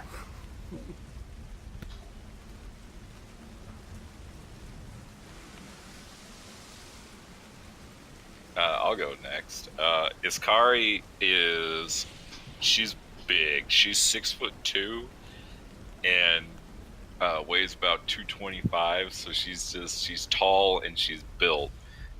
She has long white hair that is braided into kind of like an efficient braid.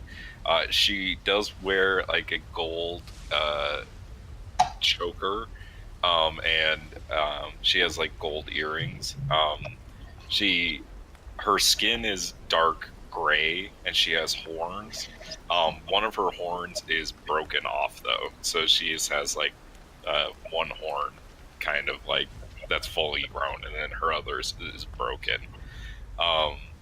She has gold eyes, and she also, like, you notice that around her mouth there are holes at the top and bottom of her mouth, and it looks like her mouth was sewn shut at one point. Yeah, she is an imposing figure. Like a jacked tiefling. Kinda.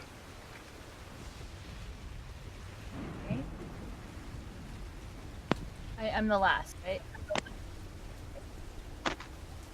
Ted needs to go too. Okay. You're Ted, next you on the list go. on the bottom, so you're Next. All right.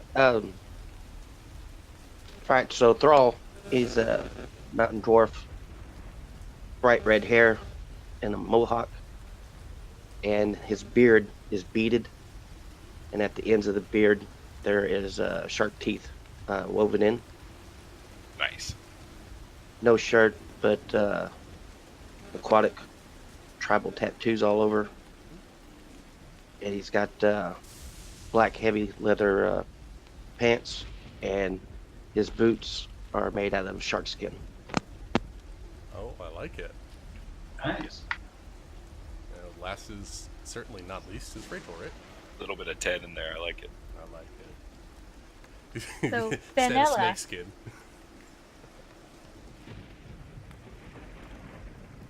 So Penella is average height, brown hair, hazel eyes, and has a mischievous grin and constantly keeps her hands moving. It looks like she's slowly trying to decide whether or not how she can get out of a situation. And get feeling that, or no, I'm sorry, her hair is kind of a mess at this point. Doesn't really keep up on that, but for the most part can't sit still, and looks like she will say something at the smallest fraction and will possibly kill the entire party because of it. Only fitting. Alright, so this merry band of misfits head out on the small dinghy, and you see off in the distance an island, Dawn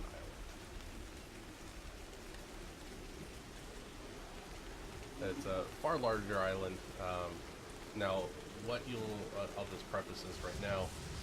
On this map, I put single hexes for most of the other islands on the overworld map. I just got lazy and didn't want to keep building out the hexes for all the maps. So it's not quite representative of how large the island is. So you see this island here, and as you're kind of floating over the sea, it's not too much of a distance. You get there in a day, or like half a day, from where the Mangy Disgrace is. You see to the left side of the island, you see a large stone wall that's probably 40 feet tall in a circle that has an opening for a large dock. And to the right, you see a quaint, quiet little village with another dock on the other side of the island. And you see rocks surrounding the face of the island between the two ports.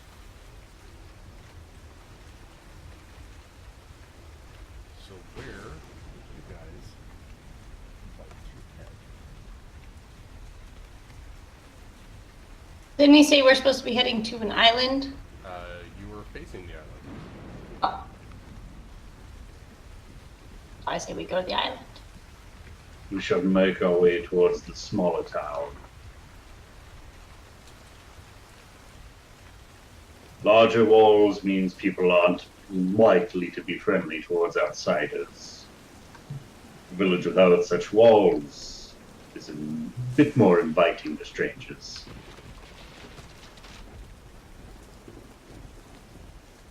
So we'll dock somewhere that is not a town? Just saying. Does anyone have a spyglass? Damn it. No. I have- Okay. Assume my wood is on the navigator. It's 1,000 gold. That's fine. Yeah, those are pricey. So, Never mind, I probably don't. as you get closer to the island, I'm going to move you guys over to the island map off the world map. Yes. All right. So you guys are coming in here on the left side. Do this little trick now. Over there. And let me reveal your advantage boat. And you see this rocky shoreline go all the way across up into the top of the map here, where you see this circular, large kingdom, and to the bottom you see a quaint little fishing village.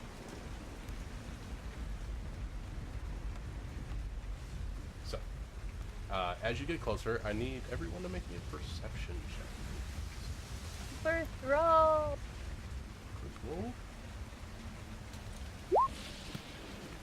16. And I'll say if you have perfect navigation, you can also roll navigation.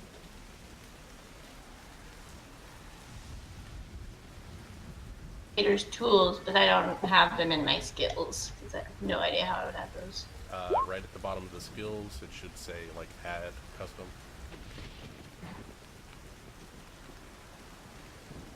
Okay. Just click on nothing.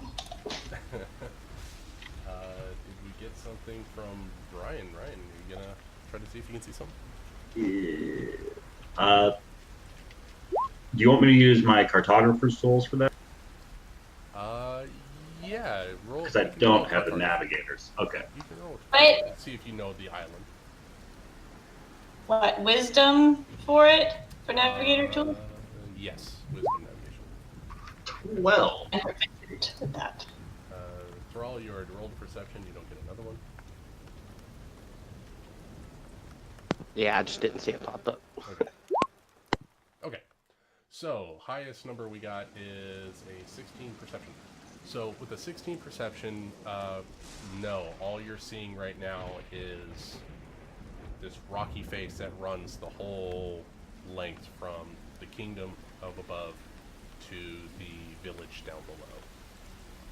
Is anyone specifically from the East Blue? Ted is. Yep, that'd be me. Ted, roll me a history check, please.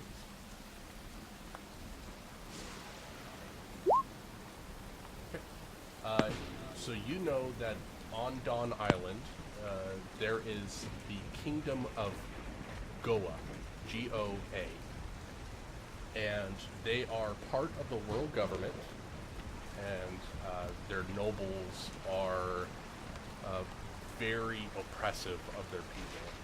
And you also know that on this island is Fusha Village, F-O-O-S-H-A. And that is the quiet little fishing village to the south. What was it? Goa? G-O-A? E-O-A. As we're rolling, I would just relay that. Okay. So you start heading towards the fishing village then? I believe is what you guys want to do. Yep. So you start directing your little vessel down to the fishing village. And when you head into the fishing village, you see that there is windmills spotted behind the village, and it's a quiet little town with dirt roads, and there are a couple of little shops to the left and to the right, little houses a little bit further back, and looking beyond the houses and the windmills, you see that they have some farms set up with some little bit of cattle and some like produce type things. And as you pull the ship into dock, you notice that there are a a handful, maybe 4, maybe 5 other small fishing vessels that are docked, and it seems like none of the fishermen are on them. They're all fishing from the pier. As you dock, there is no dock master or anything like that. It is kind of a come and go as you please kind of dock. Before we step off, can I disguise myself? Certainly. Do I roll for deception? Yeah, you can spend an hour putting on makeup, unless you have a spell.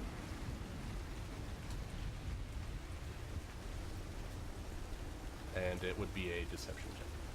What are you disguising yourself as? Just to make sure people don't recognize my face, or just different putting on? Okay. As you are... Let's get rid of that noise. On second thought, I'm just going to put on a mustache. That's Okay. You pop on a fake mustache. And you tie your boat off on the dock, and you can all disembark. And like I said, you see a couple of fishermen fishing on the dock, and they kind of look at you and then look back away. They're kind of used to people coming in and out of this dock. And you see the village ahead of you.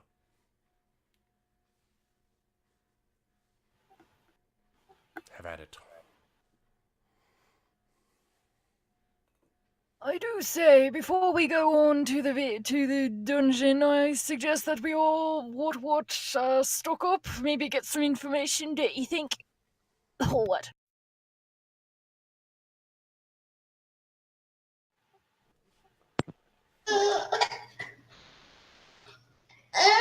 I agree with the information part, yes.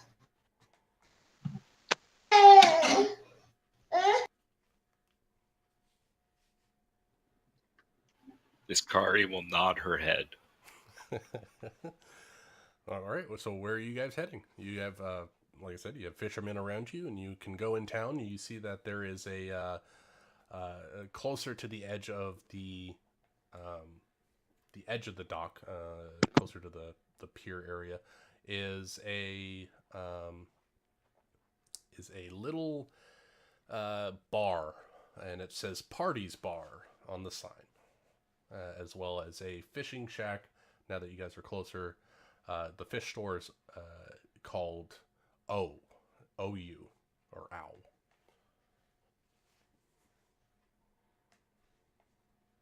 So you guys got plenty of options. Before we even get that far, I'm just gonna kind of walk up to one of the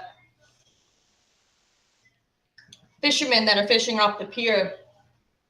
And yes, so I'm just going for it, okay? No accent, sorry. I'll work on it, I swear. No accent. I have part of it in my head. So I'm gonna be this towering parrot walking over to this fisherman, and I'm just going to ask them why, when there's an entire sea. You're asking me why we're sitting here on the dock fishing and not going out? That's exactly what I'm asking. Oh, so you're not from around here? Well, you see, there's a local legend. The Lord of the Coast. A miniature sea king has taken residence in the bay outside the docks here, and every so often he will snatch fishermen right out from the boat. He is very large. Some say he's 50 feet, some say he's 100 feet long, and can open his mouth as far as 12 feet wide and swallow a whole fishing vessel. An entire fishing vessel, huh? As you look over, you see the fishing vessels are like 1 or 2 person fishing vessels, so. Not the kind of monsters I'm used to encountering. You would You would know that there are Sea Kings that are larger than what he's describing. Yeah, exactly. How long has this been going on? You have no one to take care of this Sea King for you? No, everyone that was strong enough has left the island. They just went on their merry way. This island is predominantly known for fishing, yeah? Like their main import export is fish? Not a lot of people come here for fish, as we all live on islands and there's fish everywhere, but it sustains the village itself. We don't really have much of an economy here, which is why we try to do everything that we can to support ourselves. What I'm trying to get at here is what kind of coin would you offer someone to take care of this Sea King to help you sustain your way of life here on this? I don't have much coin at all, but you might want to speak to the mayor. He might be able to scrounge something up. It's worth looking into, I suppose. Thank you for your time, kind gentleman. Thank you. My feathers as I start to walk away.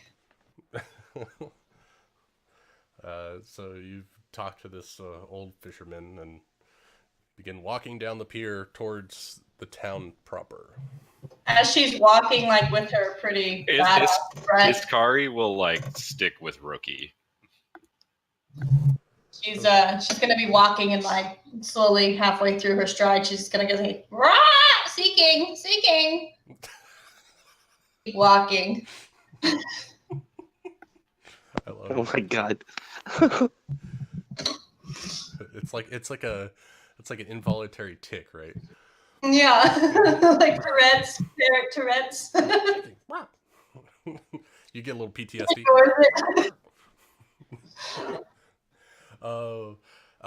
So as you're walking down, does the rest of the party keep up with the bird?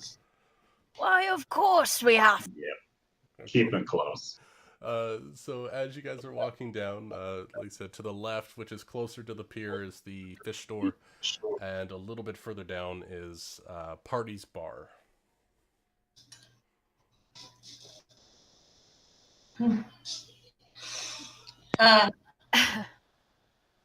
It's been a while since I've had a good drink, at least a couple hours. I say we stop in for a minute. Oh, good job, my old feather friend. We might as well. If our I feel like- task in coming here was to go to the dungeon, why don't we do that?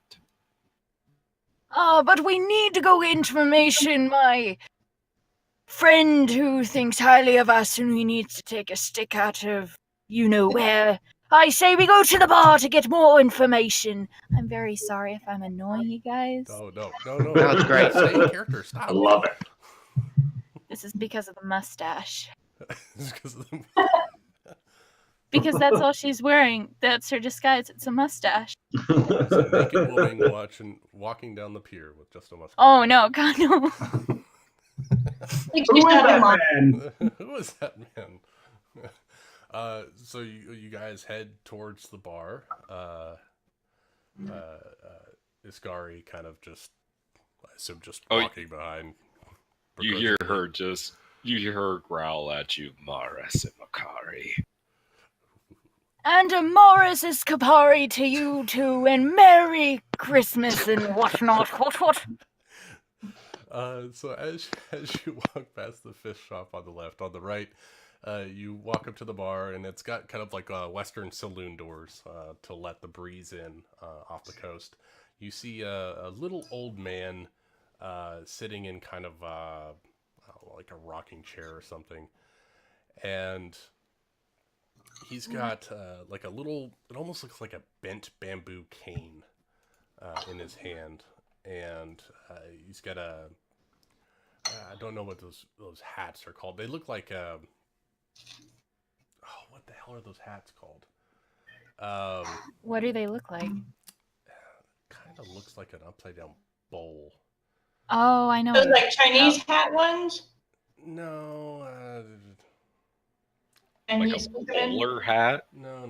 Hold on. Let me see if I get a picture of The this. one piece straw hat? No, definitely not A him. chingasa. Here, let me just throw up an image for you guys here. Let me make sure I'm on the right layer here. Yeah. Can you guys see that guy? No. Oh, hold on. Advanced Fog of War, is that on this shit on this map too? I tried telling you that earlier. Advanced Fog of War. There it is. Hold on. I gotta reset everything. God damn it. Alright. Hold on. I'm blind. I can't see anything. Ah, Hold on. I'm afraid of the That dark. guy. Okay, there you go. Doga. Oh! There he is. Oh yeah. He's got a goofy Oh, little he seems mustache like- and white rimmed glasses and a little bamboo cane. And let me make sure you guys can see the rest of the coast here. And he looks like to be the owner of the bar. He's just an old man sitting out front. I'm gonna. And there's the kingdom up to the north. And that's all that you guys see right now. And the ocean goes far into the tan on the left, as that's where you came in. The Advanced Fog of War layer, it always looks so much more nefarious and sinister. And grayed out in color. Yeah. Okay. All right. We're on regular Fog of War. So you see that guy. He's kind of sitting out front. And he's just a grumpy old man. So he's sitting out front, and then you can see inside that there is a couple of people, and there is a beautiful, you could say, woman that's manning the bar. Yeah, Thrall will go straight for the bar. Ah, damn. While they're like all walking in, Iskari will like stop, as like the last one before she goes in, and she's gonna turn to the old man and she's gonna say, "Old man, what are you so grumpy about?" Well, there's a bunch of whippersnappers and pirates that are coming in and out. I don't like it. We're supposed to be known for, I don't know what we're known, our windmills, not for making pirates. It's irritating.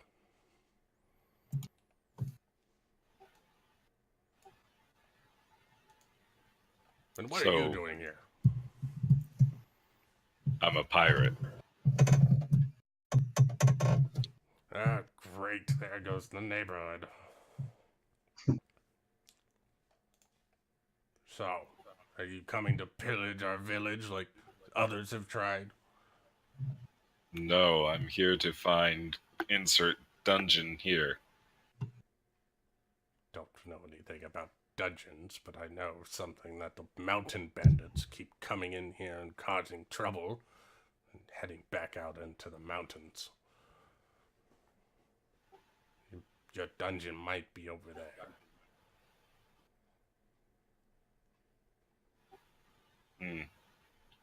She's gonna like try to say something that she heard Rookie say. She's gonna say, "And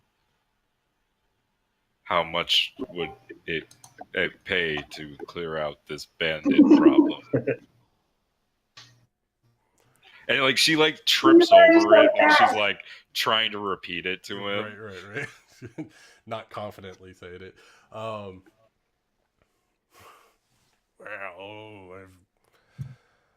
It would be very beneficial to us, depending on which bandits you take care of. There's two warring factions of mountain bandits, ones that actually help the village because they want to live peacefully but free. And then there's the other mountain bandits that come in and steal our food and our booze.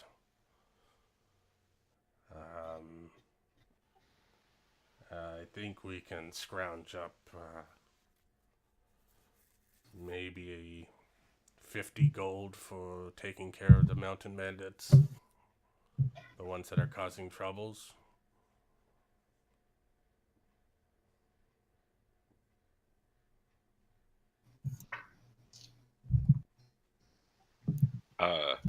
I will talk to my crew. Well, fine. We're already drunk inside. As Iskari walks Asit Taleb. And she'll walk inside. As Iskari walks in, you see the others have lined up at the bar. And let me see if I've got her picture in here. Yes, her picture's on here too. This is I've got who it. you see. Hey, baby. Yeah. Good morrow. Oh, sorry. No, Sorry. please introduce yourself. Good morrow. Oh, sorry. Again, I'm very.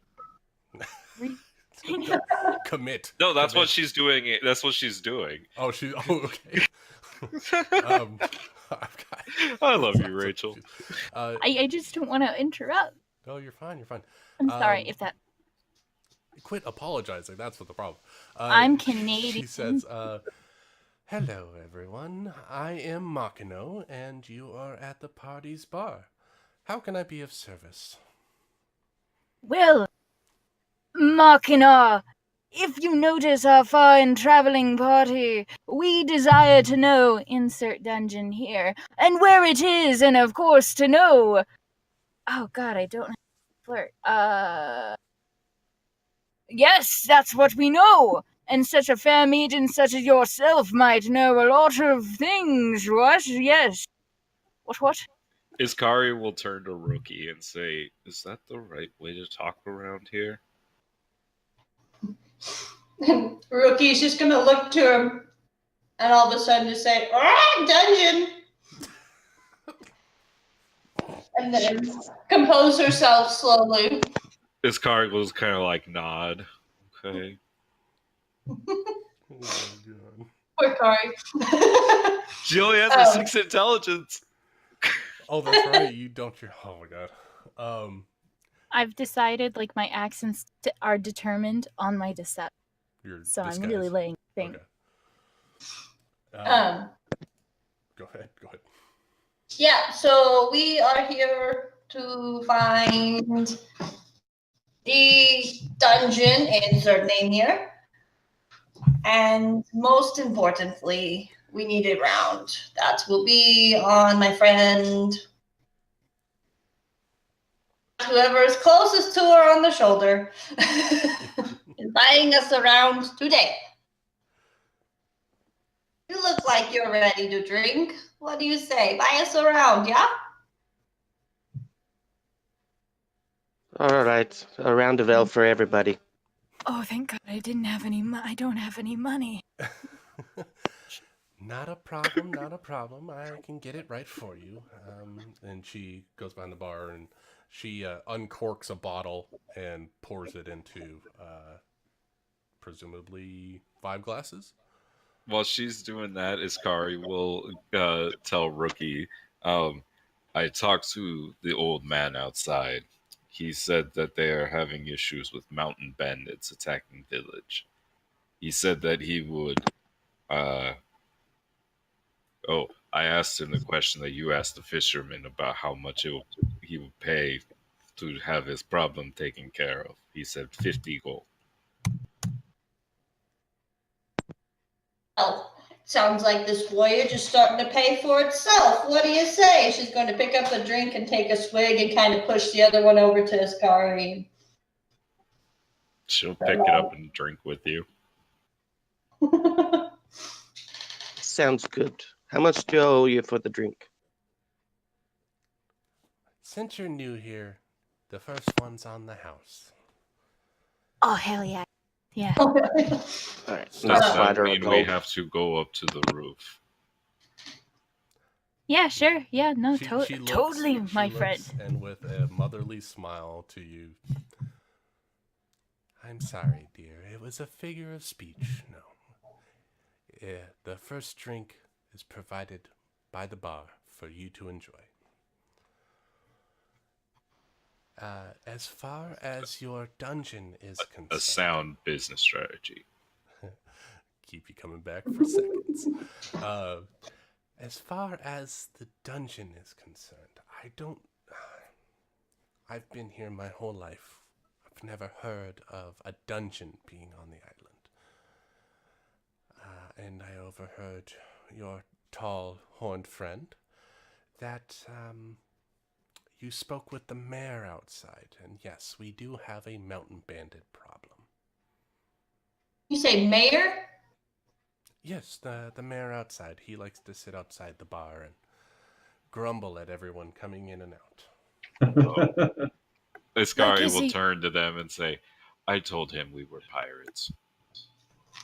Why would you do that, my dear friend? We're not pirates, we're merely adventurers.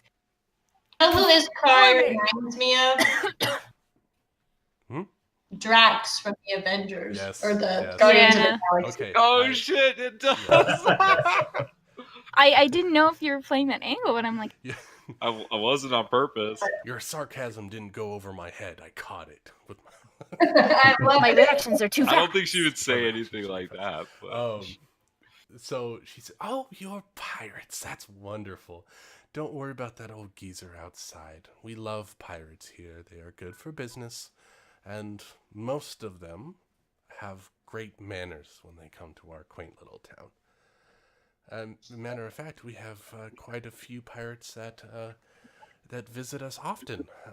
Famous pirates. One of them is Red-Haired Shanks. He's a very powerful Hello? pirate in these waters. We can hear you. Okay. So, you guys are welcome here, and like I said, there is no dungeon, but we do have a mountain bandit problem. They come in and trash the place and leave in a puff of smoke. Takes hours to clean up after they come in. And which side of the island are there mountains? She says it's right beyond the farms and the fields. It's Mount Columbo, or wait, Mount Colubo, Colubo, C-O-L-U-B-O. Ulubo. It's Mount Colubo is right behind us. It's got some dangerous animals in there, but the mountain bandits, the ones that we like, led by Curly Dedan, she keeps the animals from coming into the village. The other mountain bandits, led by Higuma, not so much. They're the ones that cause trouble for us. Does this Heguma have any visible traits that we could discern between the two groups? Yes, Types of he clothes. looks like a slightly taller Keanu Reeves with a cross-shaped scar above his eye. And he carries a big sword, and he likes to wear an elaborate cloak. So the mayor told my friend over here that he's willing to pay 50 gold to take care of these. It seems like you are having a problem yourself with them as well. We are all part of the same village, so we all have the problem. Perhaps if we take care of this problem, you would mind negotiating with us maybe one night of drinking on the house? Sorts to take care of this problem you've been having. If you can take care of them, I'll give you a week of stay for free. guys, Uh, that's a pretty. Ruthie's just gonna nod. We don't need to stay a week if we're successful.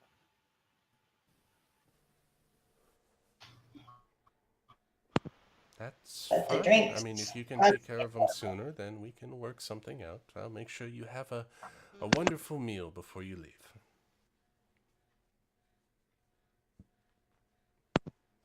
Cool, and we can look for the dungeon while we're taking out the trash.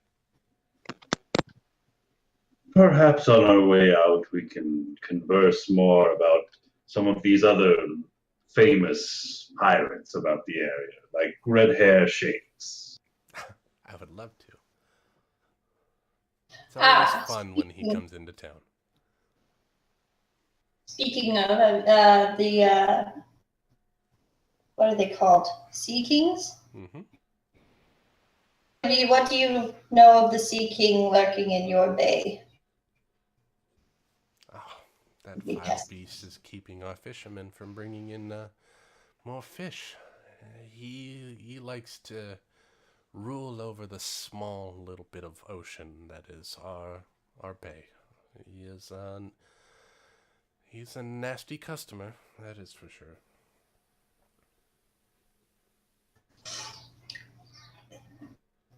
He looks like a giant eel, if that helps you, with blazing Perhaps. red eyes.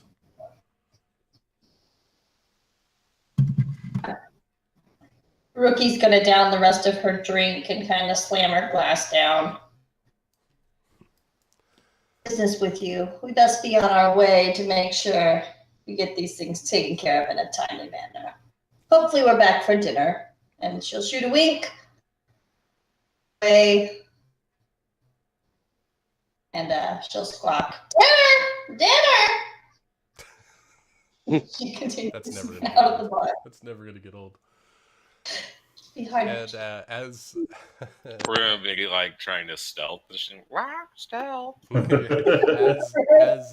as Rookie walks out, the mayor's like, "Quit your grumbling, or quit your squawking, bird. We're trying to have a peaceful afternoon."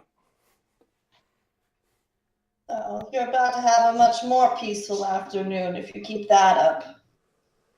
And we're trying to stay Well- young forever. Well, being an adventurer is probably not in your best interest then.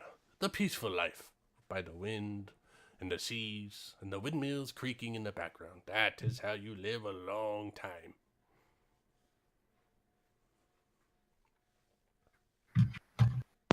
Yes, but even one enjoying such an afternoon amongst these things could find their afternoon spoiled with an attack from a sea king. Which is why I sit here in front of the bar, away from where the Sea King can get me. But surely this sea king is as much a problem to your people as it is to your fishermen. Surely, as the mayor of such a place, one would find himself concerned with their people. Yeah. Yes, Goru over at the fish store he's not been making as much coin recently because all we have are crustaceans that we fish out from the dock. It would be nice to have business back again.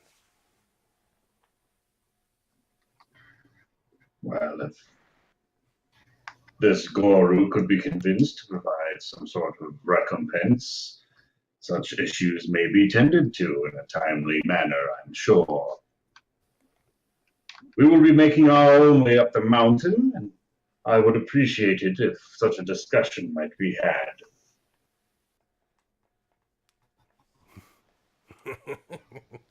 Well, if you can take care of the Sea King, then, well, I'm king of the pirates. And I'm no pirate. Mayhaps not, but mayhaps that treasure lies on your island. He looks to his, steaming cup of tea, and he feels a breeze. My treasure is here on this island, that's for sure. Oh, don't tell me.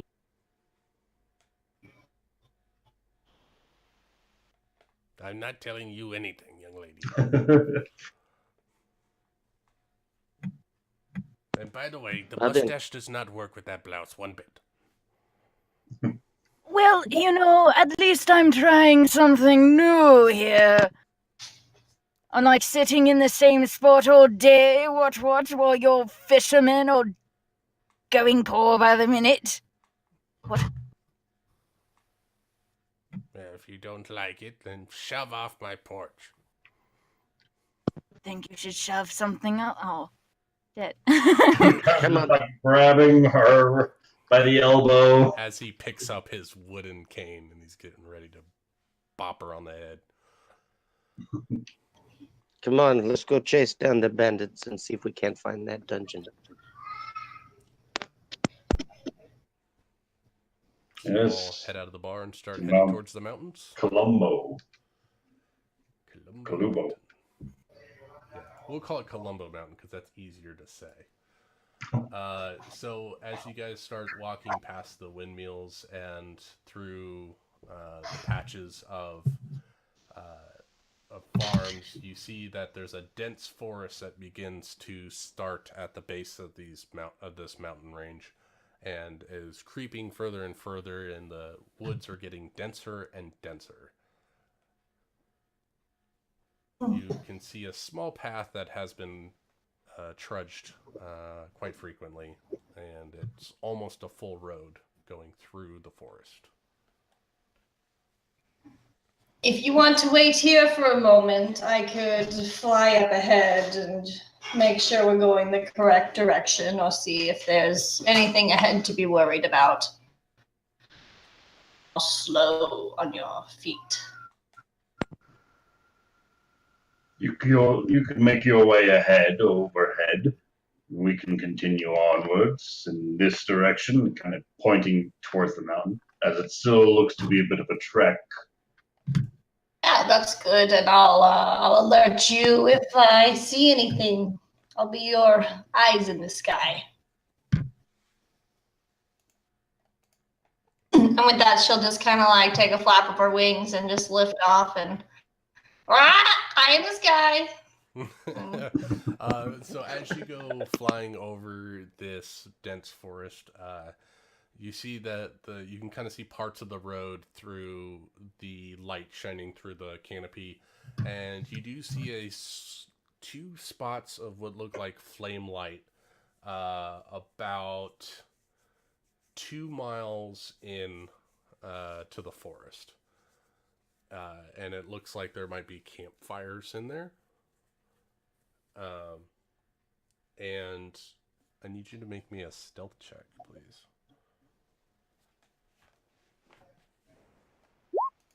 Oh, 21. They do not see a giant brightly colored bird flying overhead of their encampment. That's lucky. So the rest It's of a the very party, dense. Huh?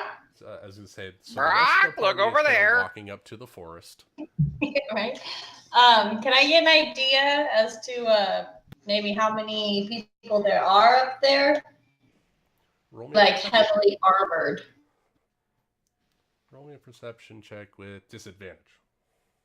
Because you're looking through the forest trying to... 13. You can see roughly 3 bandits, and they are not armored well at all. It seems like they're just kind of wearing the typical like linen clothes. Some of them have bandanas, and you see the occasional saber or pistol in their lap or right next to them. Okay. I'm going to take note of them and their position. They are on the road that the rest of the group is walking, yeah? They're in their encampment, which you believe the road leads directly to. Okay. And is there anything past that, or? Yeah, Like, a little bit further up the mountainside. So if you look on the mountain, right here, that is the encampment.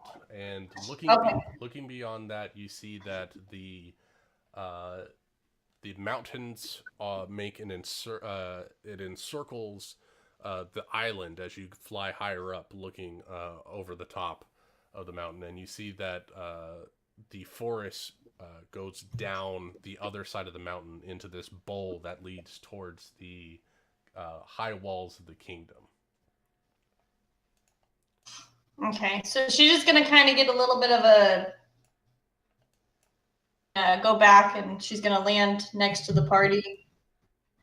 And as she lands, 3 ahead, and she's gonna like ruffle her feathers and just say, there's three what look to be bandits. They don't seem too harmful, not too much damage. We could possibly just talk our way through them, or in the mood for negotiations. I'm sure we could take them down easily enough. I could talk to them. I'm really good at talking, guys. Like, no, I don't want to brag or anything, but I could totally do it. She's just gonna shrug, like, I prefer to avoid violence.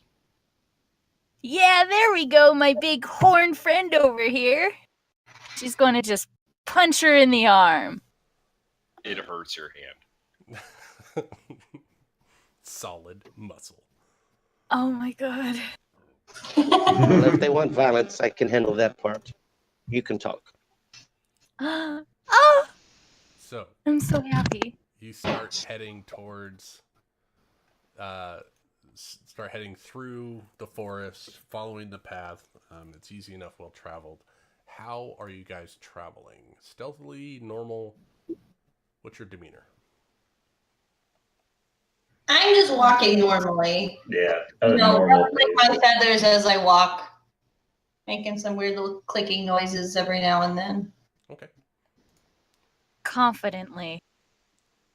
As you guys are walking further and further, you begin to hear the rabble-rousing of multiple voices and the crackling of campfires and the clinking of glasses or goblets, and you hear the shifting of woods, and you assume barrels are being rolled or crates are being moved. As you get closer and closer. It sounds like more than 3. I say. My counting could have been off. Conversation, I suppose. You can only see so much. Yeah, no, that's what she's saying out loud. Like, she never said she was good at going ahead. She's just fast. That's all. Then we only have a larger audience, guys. We Right? can do this. So, let's get a As a marching order. I'll go how are you first. guys walking into this encampment? I'll go first. I don't care. Alright. And I'll go It's ahead. car- Or you can go first if you're super excited about it. I didn't hear anyone. So I was I'm like, gonna I move don't you care. guys over to the abandoned camp. So, you guys are entering in from the orange arrow. Place yourselves accordingly in your... You guys should all have access to your tokens. Arrow. I don't see an orange arrow. That's on the DM layer. Oh, okay. All right. Alright, Ted, your fucking mic is driving me crazy, man. Let's see. It's next to your... Here, I'll put it on the token layer. That's where you guys are coming from. E- I don't know why I did that.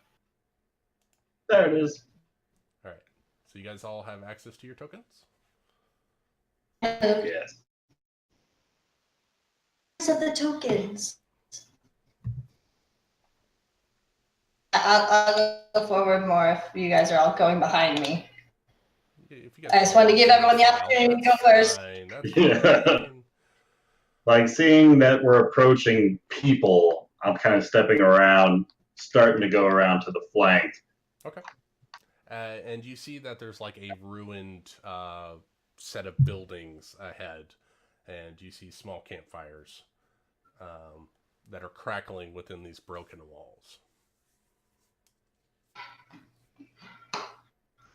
And did we want to enter into the camp stealthily, or we're just walking right in? That's up to you guys. You guys got some time, so you guys are going to be on the map soon.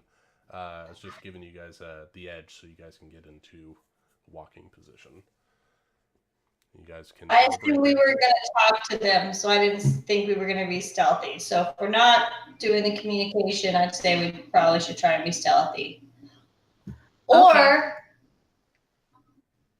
half of us, remain hidden nearby, and then the other half we can walk in and, I'll be your backup. Right. You do your performance, and if they don't like it, our backup will come in. I like that plan. That sounds like a good plan. I'm always up Good. to everyone hearing my musical talents. Dee-na-new. Just make sure that before you attack, you confirm that these are the Haguma bandits, and not Curly Deedons. Right. That's what we're looking for, boomer bands. Rumor bands. Got it. I remember. Higuma. Higuma. Huguma. Okay, Higuma. Gugumba. Yeah, go and say his name like that. Higuma. Okay, we can do this. We can do this. do Yeah. it. I believe in us. With literally, Penella under my wing. Okay. So Ah! you guys are walking in there just normally then. Yep. And can I take out my lute? Because I think I equipped a lute and start playing it. And I still have my mustache on. Certainly, you can do that. I suppose me and her walking in, and if anyone else wanted to hide, or if anyone else. Yeah, Erling's gonna try kind of sneaking around the side as they're approaching the front. If Okay. anyone wants to join. So, as you guys, Oh. Real stuffy. It's okay. I think we'll be really distracting. Crunch, crunch, crunch. yeah, You might as well start walking too. as you guys are walking in, you hear the clinking and revelry stop as 3 people notice you and they say, "Who goes there?" Performers here to perform for a magical merriment man. Ready to. Oh no. Ready to serenade you with all your victories and whatnot. You see the green token guy with the bandana on his head looks behind and kind of just gives an upward nod of his head and then turn back to you and says, "How many are with you?" Only me and my bird friend right here. She's taking me under her wing. I'll do like a Deception. wing stand.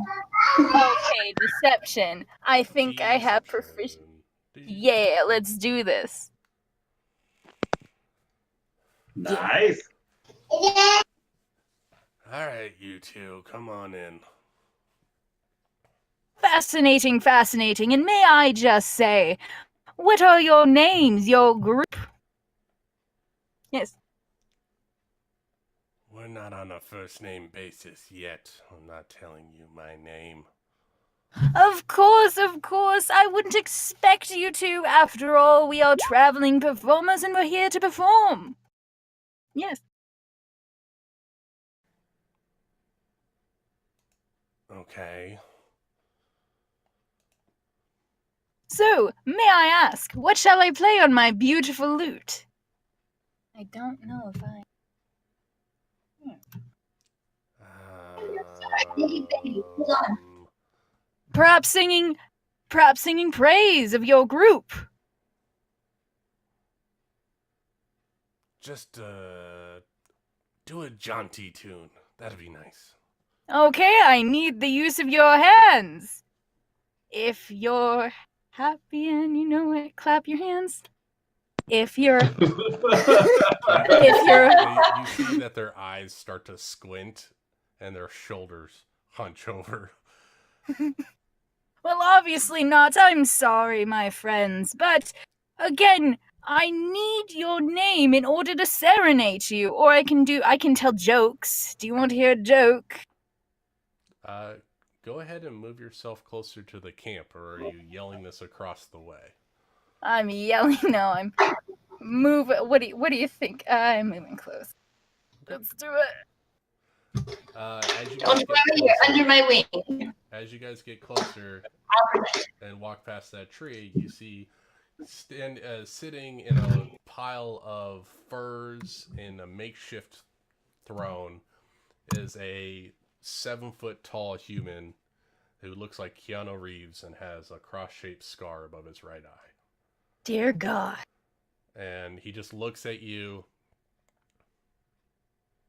and he says, "You might want to play better than that if you want to stay alive."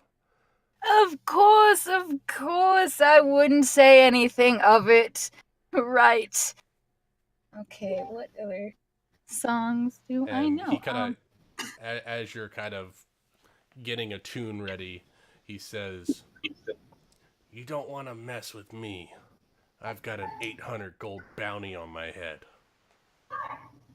I'm Haguma, and my You're mountain bandits will take care of any of you who want to mess with us, so you better play right, and you better play now." Of course. Talking. Blue guy down here, yeah. That's him. That's Higuma. Haguma. I'm just gonna squawk. Ah, Haguma. Because I know there's people around us. That one was slightly intentional, but yeah. Alerting the stealthies that Haguma is here. Parrot Tourette's. And he squints his eyes at you. Please pay no mind to my parrot friend. She does that. She's magnificent. And She's a parrot. she's a parrot. Alright, so we got stealth checks from you guys. So he is going to see if he can perceive you guys. You don't get to have an 800 gold bounty for nothing.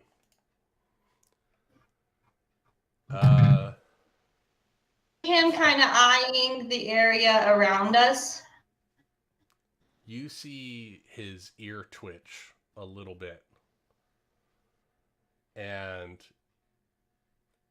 you see him kind of glance to the right, and then you see him look to the sky like he's trying to listen to something while you guys are jabbering, and he looks to the left like he's thinking, and he kind of cocks his head down towards you in a knowing look. "How many people did you bring in here?" Me and my bird person. As he says that, I am going to take a little leap in the air and fly charging towards him. Okay. Wait, what? Let's get some initiative. What? Let's get some initiative before you do that, because I want to see if you can do it faster than he can move. Probably not. Alright. I don't get advantage for any reason, do I? No, you don't. Okay, it's cool. It's cool. One second.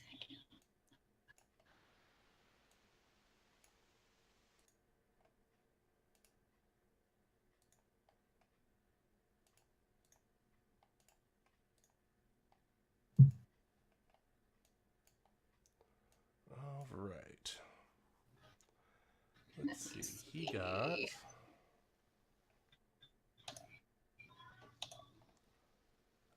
Oh no, wow, don't he fail got me really now. low. Okay, a lot of bad guys. Hold on. One second. Say that. I'm gonna use magic, guys. It's gonna be fun. Sorry, I didn't talk, guys, but I heard the bad guy's name, and I was like, "What? Bad Do we have to kill you?"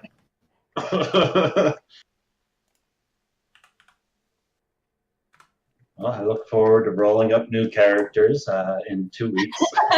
So we got these ones done, right?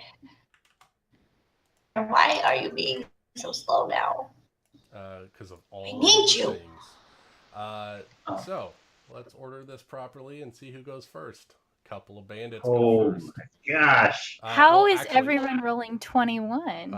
Well, because I've got a lot of people to roll for, and a lot of them got high yes. numbers. 2 natural 20s, actually. Oh no. What is your dex, Ryan? 13 plus 1. Okay. So you're going to go ahead of them. And Penala, what is your dex? My dex is 16 plus 3. Okay, so you are up first, Penala. Yay. Oh, it's my turn. It's my turn to shine. Nick, what is your bonus? My dex bonus plus 2. Plus 2. All right, you're going to head to that guy. Okay, go ahead. Dun, dun, dun, dun, dun, dun, dun, dun, dun. So, Amanda, go back to where you were. It's not your turn yet. Fine. You go to jump, and then these bandits are just quick at their arms. They were not unprepared as you guys were truncing through the forest.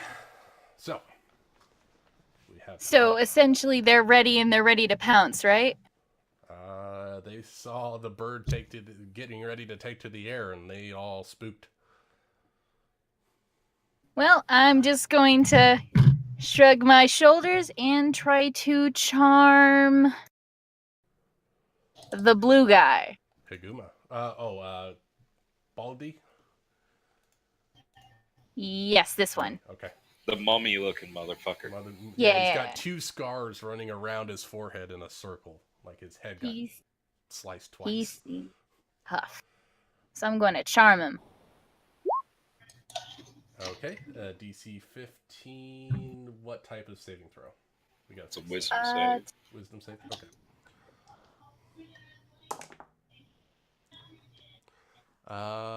That is a fail. Yay! By you.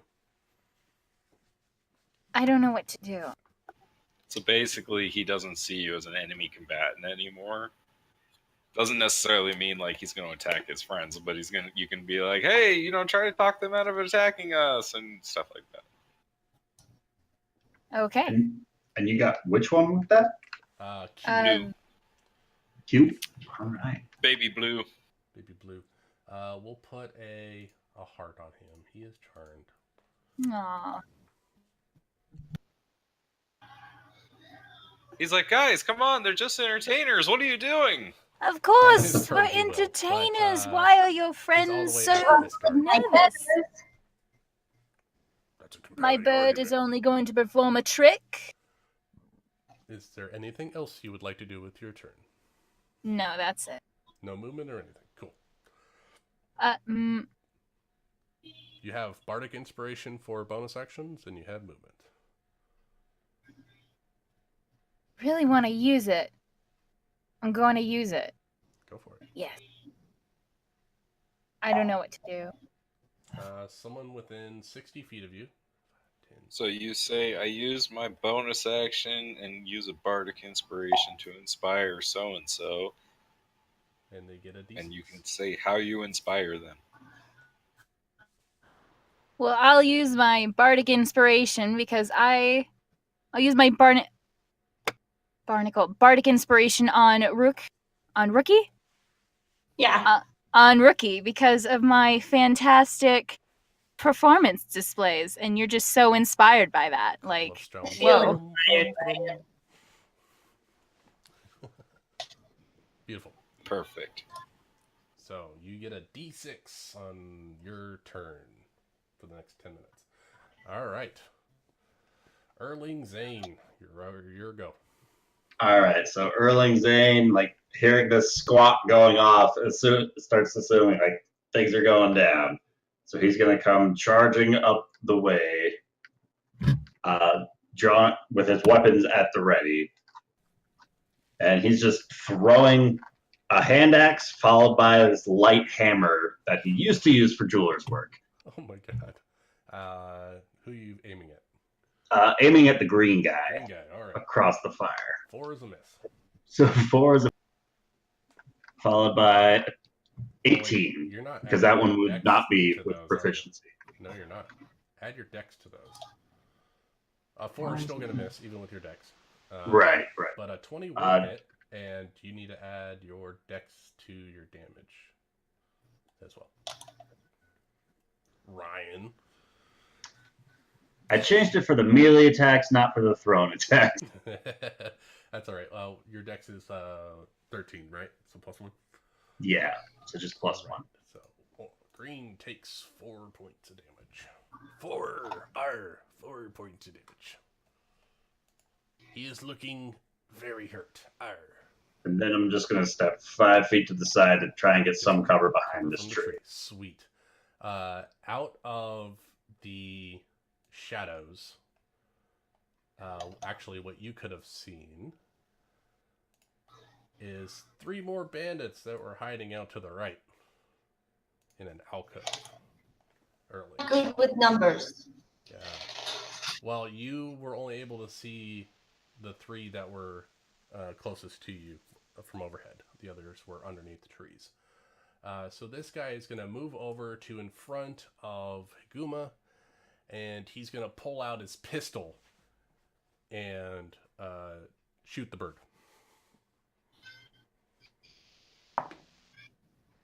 Does a 19 hit? 19 hits the bird, I'm sure. Yes. You talking to me? You're the bird. That's I'm sorry. 7 Yeah, points of I am damage to the 17. bird. Sorry. 7 points Wait, of damage. what?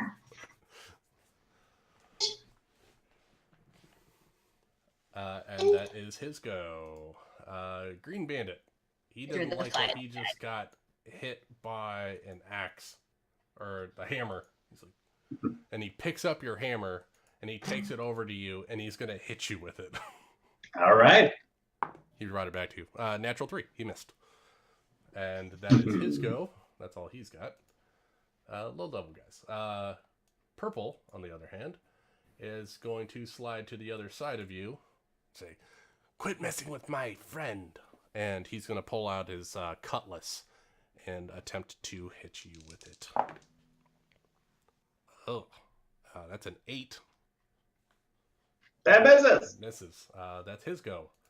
Thrall Forgehammer. It is your turn, Mr. Dwarf.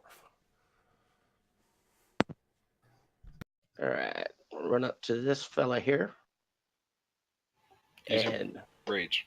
Bonus action to rage. Rage. oh yeah, gotta get used to that. All right, Yes. a bonus action to rage, Yes. and I'll hit him with my great axe. Oh, have at it. These are all good things. All wonderful things. Rage. 14 does hit for 9 slashing damage. Ouch. You put a big That gash doesn't into him. include just rage damage. Oh, yeah, which +2 on the rage? Right? At level. You're the barbarian expert. not Yeah. me. Yeah, it is. I haven't played a barbarian in like a year. Okay, give me a break. I've never played a barbarian, I- so you're gonna have to help him out. I know. You kill him outright.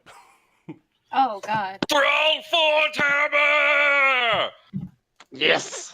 One slash cleaves into his body and kills him. First Falls into blood. 2 pieces. First First blood was on the bird. Who almost died. No, with first a blood pistol goes shot. to Ted, though. He got the first kill. Yeah, First kill. The first kill. Is there anything else you would like to do? You still have, let's see, that was 5, 10. You still have 15. Oh man, rookie or got fucked up. 15 feet of movement. Yeah. Yeah. I got 7 points of damage in 1 hit. He rolled a 6 on a d8 for his pistol. It's like shit. They're rolling d8s. It's actually a All light right, I moved crossbow, there. so... Yeah, I know. It makes sense. Okay, so you move up and block that guy. Sweet. Yep. That is your go. Rookie. You made a rookie mistake. What are you going to do? Which one hit me? Yellow. Purple? Yellow. Okay, Pulled out a pistol, yellow. shot you. You dead. Yellow. Fly over to him.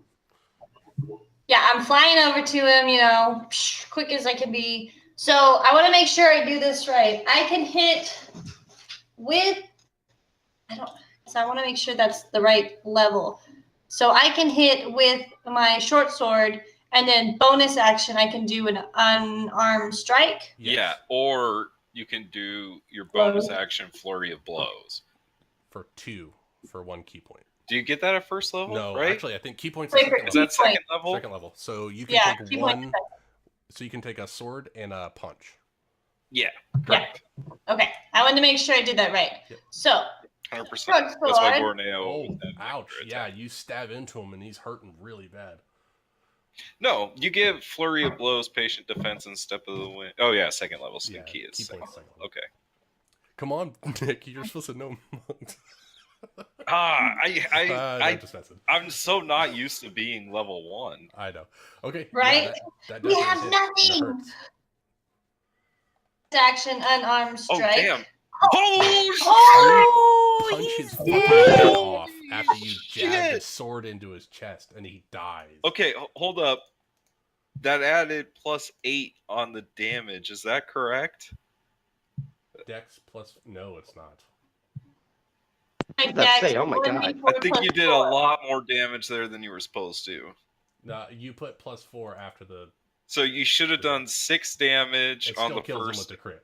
But let's Yeah, fix that but I'm just damage. saying. Fix No, I want to that. make sure I have it in there right. Yeah. So on your Holy damage, if it says shit Dex, balls. get rid of the number after Dex. Okay. You still did 12 damage on your crit. On all of them, yeah, because Okay. that number after the You stat just did Dex 18 damage in one is, round at level That's 1. terrifying. That is for Shit. if you get magic stuff, then that's where you put that bonus. Holy shit. Plus his magic. Okay. Yeah, that's still a lot of damage. That's and what you I punch was, his yeah. head off I was like, dead. I don't think this is right. That doesn't seem right. But I was like, well, I don't know. So Yep, no, you got it. So he's dead. Anything else you would like to do?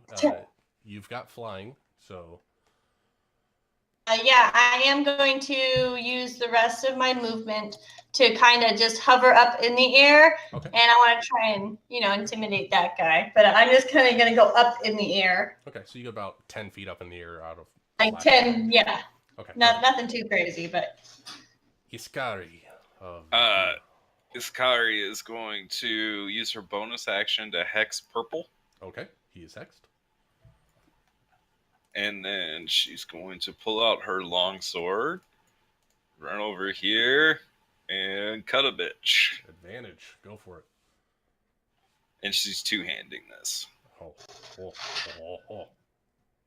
That hits. And 11 then the hex kills damage. Outright. You slash right into him. He's dead. Ah. That's her turn. All right. Blue guy's turn. He is currently charmed, and he's like, "Hey guys, this seems like a really terrible idea, but you just killed my friend." So he's gonna walk over to and attack Iskari, not Penala. That's not. Sorry. Hold up. That's not how that spell works, it man. Only friendly to her. He views us as his friends.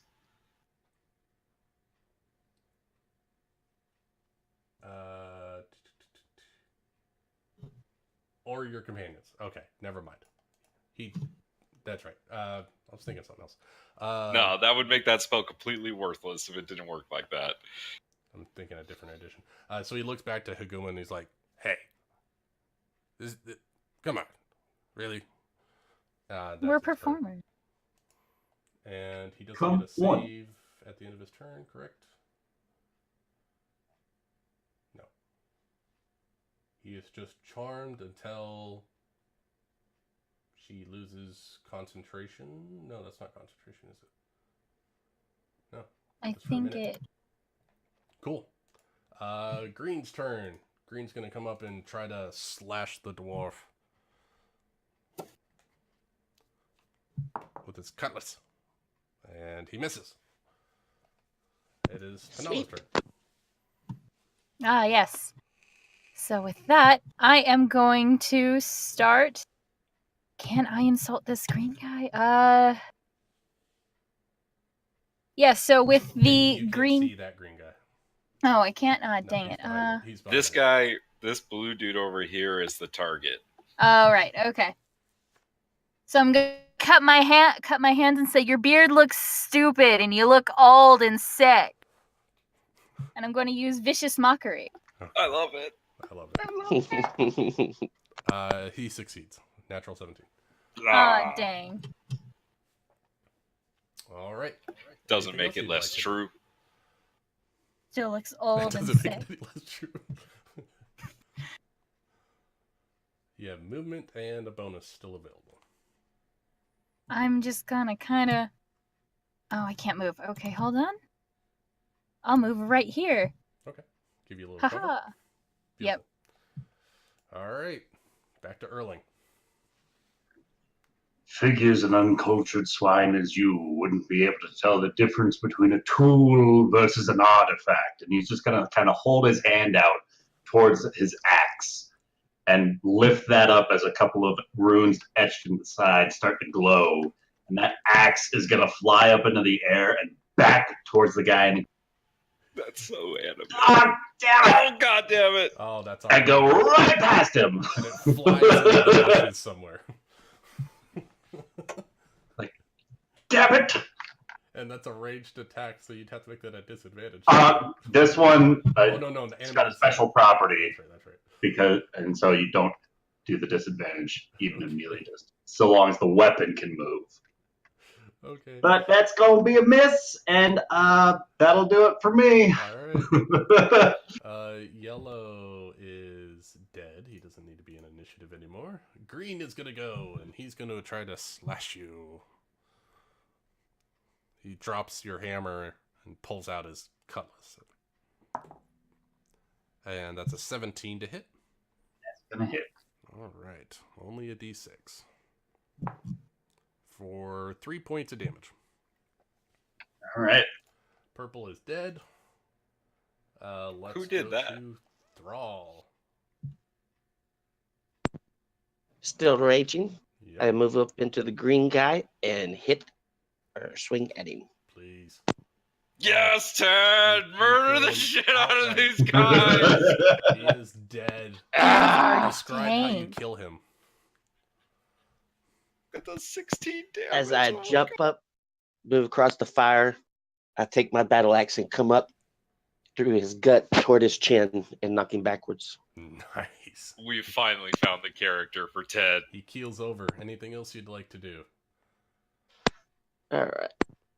Let's see. You have nothing you can do as a bonus action. You have lots of movement, though. And you have 25 feet of movement. That gets you there. It gets you 25. Gets you to right below yellow. Perfect. Sweet. You're next, old man. Rookie, you're up. That's good intimidation. That is good intimidation. Okay. To fly ahead of him. And I'm going to stab him with my sword. All right. If it lets me, I'm in edit I feel mode. like he missed a turn. Wait, how did? Did the boss guy take his turn? No, I'm trying to figure out how did she. I must have skipped over. Oh well. You can let him go, it's okay. He was sitting there gloating. 25 hits for 10 points of damage. Ouch. That hurts. Him. 11 is a miss. I figured as much. Here I Parries you am. with his sword. After That's I your am turn? landed on the ground for Thrall to take out him, the rest of the way, I assume. Gotcha. So It's there I fine. am. Here we go. You have a hex you can move. She will continue helping Erlin because that's who she's next to. So she's going to use her bonus action to move her hex to green. Sweet.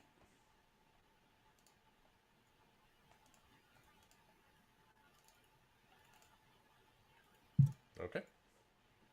And move like so. And are you doing strength checks just for the hell of it? What are you doing? Strength For hex. checks for what? Disadvantage on a check for hex. Oh, Not I gonna didn't matter. even. You're pick gonna kill it something for anyway. that. But Yeah, sure. Strength. okay. Okay. 8 points of damage. He takes a huge slash. Plus the hex. Nice. 14. Oh yeah, you kill him outright. Just So like Done, as she bro. like slashes into him, there's this like flash of like necrotic energy as these like runes across his skin just like light up and he dies. oh yes. I kind of think of like Iron Man 2 where he's got that like black veiny like angles like look like runes climbing through his body. It's great. Okay. Anything else? You still have tons of movement. She only has 10 more feet of movement, so she's gonna move there. Beautiful. Blue guy, I guess, is still charmed. He can't do anything, right? He doesn't get a save. He can run away. He could try to convince his friend to give up. I mean, Yeah, but sorry, he's still not friendly trying to you. to. He can try to talk us out. Like he'd be like, "Oh, please stop killing them." He tried. He'll do it again. He's like, "Hey, Guma, really? They just killed everyone. Let's give them what they want." Well, he could also try trying to get us to stop killing them. You know, like maybe. I don't know. You guys are friendly and you're winning. He might try to join the winning side. And his persuasion falls on deaf ears. Now it's Higuma's turn. He looks at the dwarf that just killed 2 guys and 1 slash each, and he steps forward, ignoring the bird. That means I get an opportunity attack. Yes. My sword. Do not hit him. He steps into the dwarf, and he let's see here. He's gonna take a couple slashes at you, dwarf. As this Bring is it. the boss.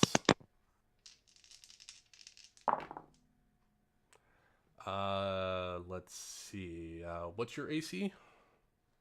15. All right, that's 2 misses and a natural 20. Ooh. This guy does a flurry of 3 quick blows.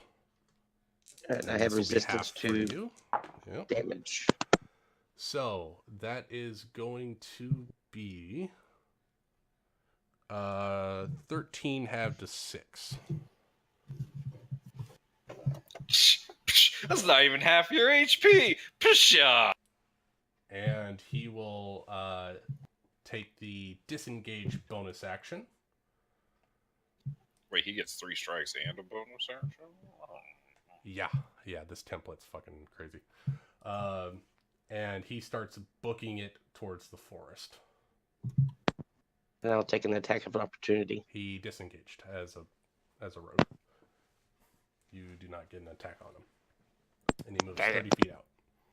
And that is his green turn. He did. Oh, he did. Penala, your go.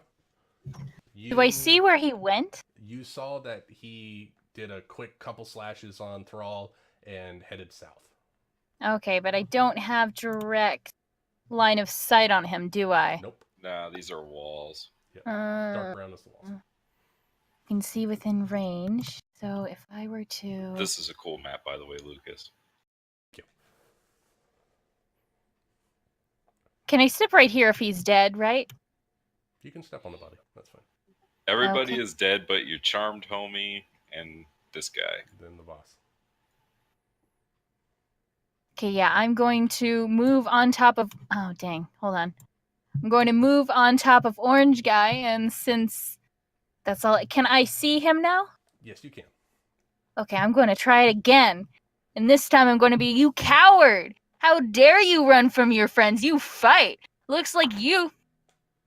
I'm sorry, I choked on my spit.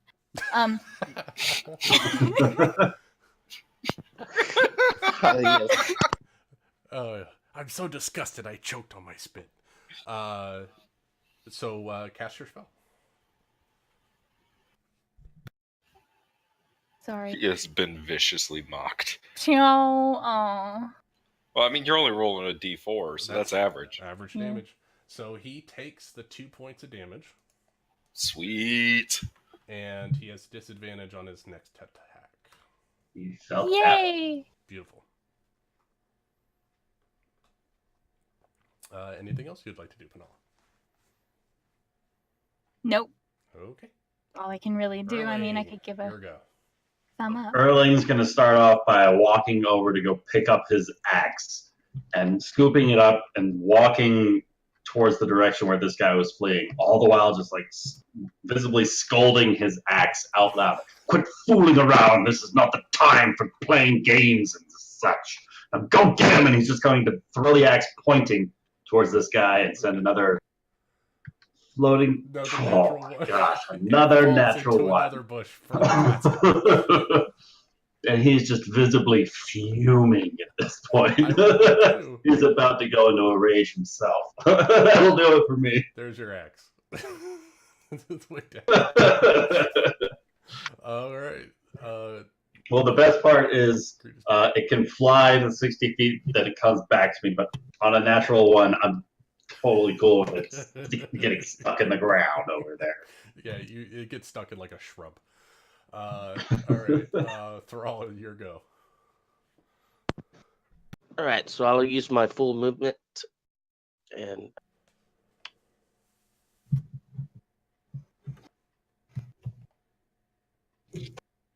All right, you're in range. and then I'll take a big swing. All right, go for it. 12 points of damage.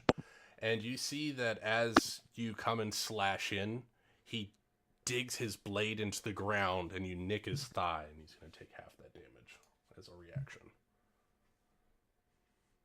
But he takes the hit, and blood starting to seep down his brown leather pants. Hold up there, we're not done. Is he wearing brown leather pants to hide the fact that he's scared shitless? He's a coward. Ba-da-ba. Yeah. All right, Rookie. Okay. I will fly over this wall.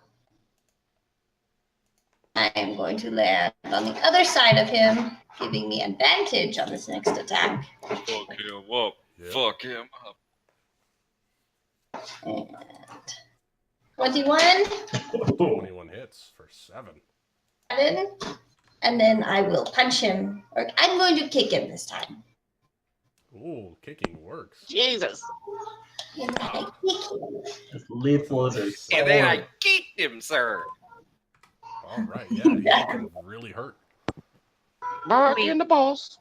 Did she add the bardic inspiration? I don't.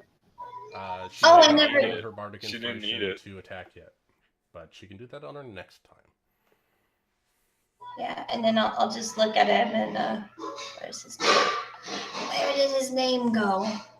Higuma. I'll go, hey Guma. All right, Iskari, your go. All right. She is going to run over. Right there. And she's going to use her bonus action to move her hex to him. Got it. And then she is going to put her her sword, she's gonna like hold it in like with one hand on the blade and one hand on the hilt, like flat in towards him, and she's going to use her Eldritch Blast. Oh, Eldritch Blast. Shouldn't have had advantage, but it still was a 16 and a 17, so it's a 22 to hit. That hits for sure. +5. All right. Ouch. And then plus the hex damage for another 3. Ow. He's looking really hurt. That shouldn't be halved either, because that's all magic. Yeah, he already used his reaction to dodge anyway, so he can't have it. So, blue guy, he's going to start flailing his arms like Scotty and Austin Powers running after his boss. And he's like, Higuma, stop! Please stop! That's his go.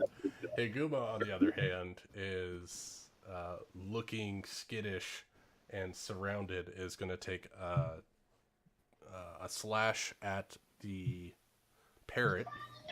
It's at disadvantage. Oh, it's at disadvantage. Okay. That was a 5. Ooh, you saved an My 18. mockery.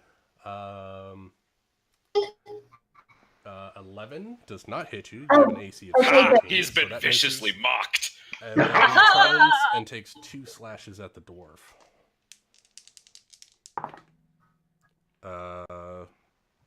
11 misses and a 17. Hit. All right. This will be half. You take 6 points of damage, half to 3. And he You got will, left like 4 HP, Ted. well, Down to we 5. did 5. He should be down to 5. So he is going to use his bonus action to disengage, and he is going to run around and hide behind this wall here next to his friend.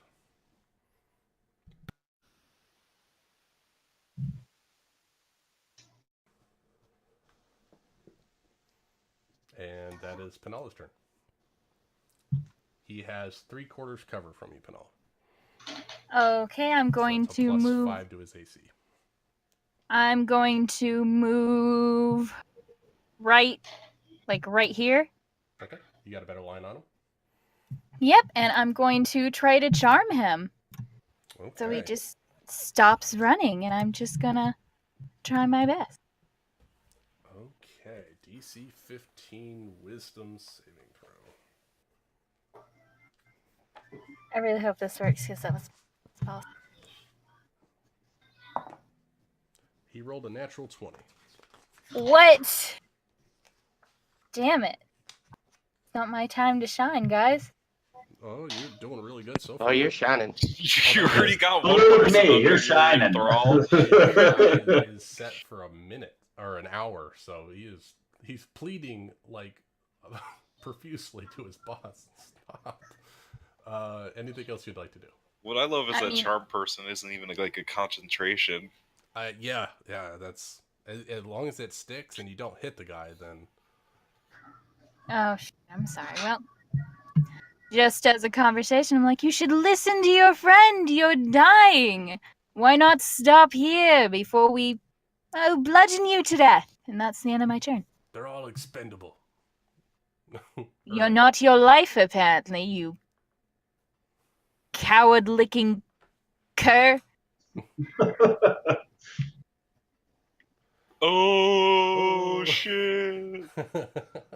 All right, I need to Erling, get a book you're of good. Shakespearean insults. Ugh. Erling is going back for his hammer. So he's going up to the body of the green guy to Okay. pick up a different weapon other than that hand axe. He's going to start. And Can you have Just the use his- axe just magically fly back to you, or he's kind of giving up on it He's for right upset now. at the He's axe. going through a Axe, you're gonna thing. dive out. Stay over. So he's going to just use his action to just keep stomping forward through the campground. Okay. Beautiful. So you're gonna dash. Yeah, just- then? Getting around to there. Yeah. All right, Thrall, you're up. You have 6 rounds left on your rage. All right, I'll charge up to him and try to bury my axe. Go for it. Oh.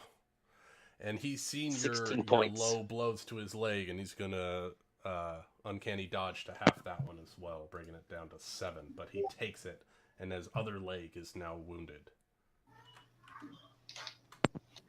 Ouch.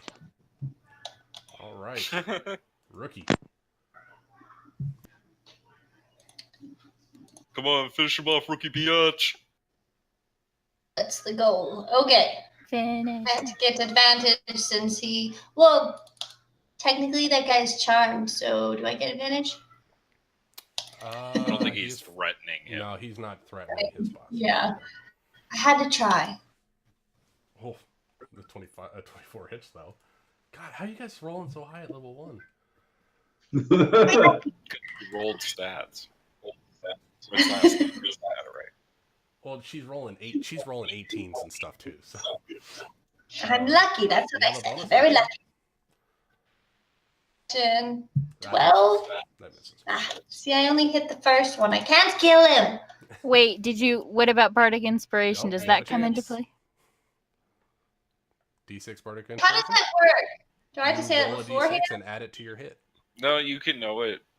Well, you're technically You know supposed to what know it- before you know the result. The You know what D6 is can added hit him. to the damage or added to the D20? To the attack, to the To the D20. Yeah. I'll just let you guys know he has an AC of 15. You've already hit him a couple times, so you guys know what it takes to hit him. Okay. So can I do the Bardic Inspiration Yes, on the you can. unarmed strike? Roll Oh, I through your can? damage. Okay. Yep. Good. What? You roll a d6 to add it out. Oh, I'm sorry. I You thought I got had to this, re-roll Ricky. the You got thing this. and then. Just roll a d6 and add it to it. Okay, so Oh. a 14 still misses. And your No! Bardic Inspiration is spent. Don't judge me. I'm tired. It's been a long day. I know, Rookie. we're almost done You here. failed me. Ascari, there you go.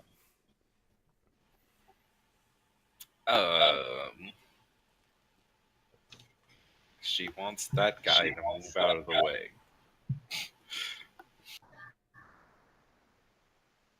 Wait a second. We're on a different You game. could climb on top of the crates and stab them over the wall, and I'll give you advantage on it.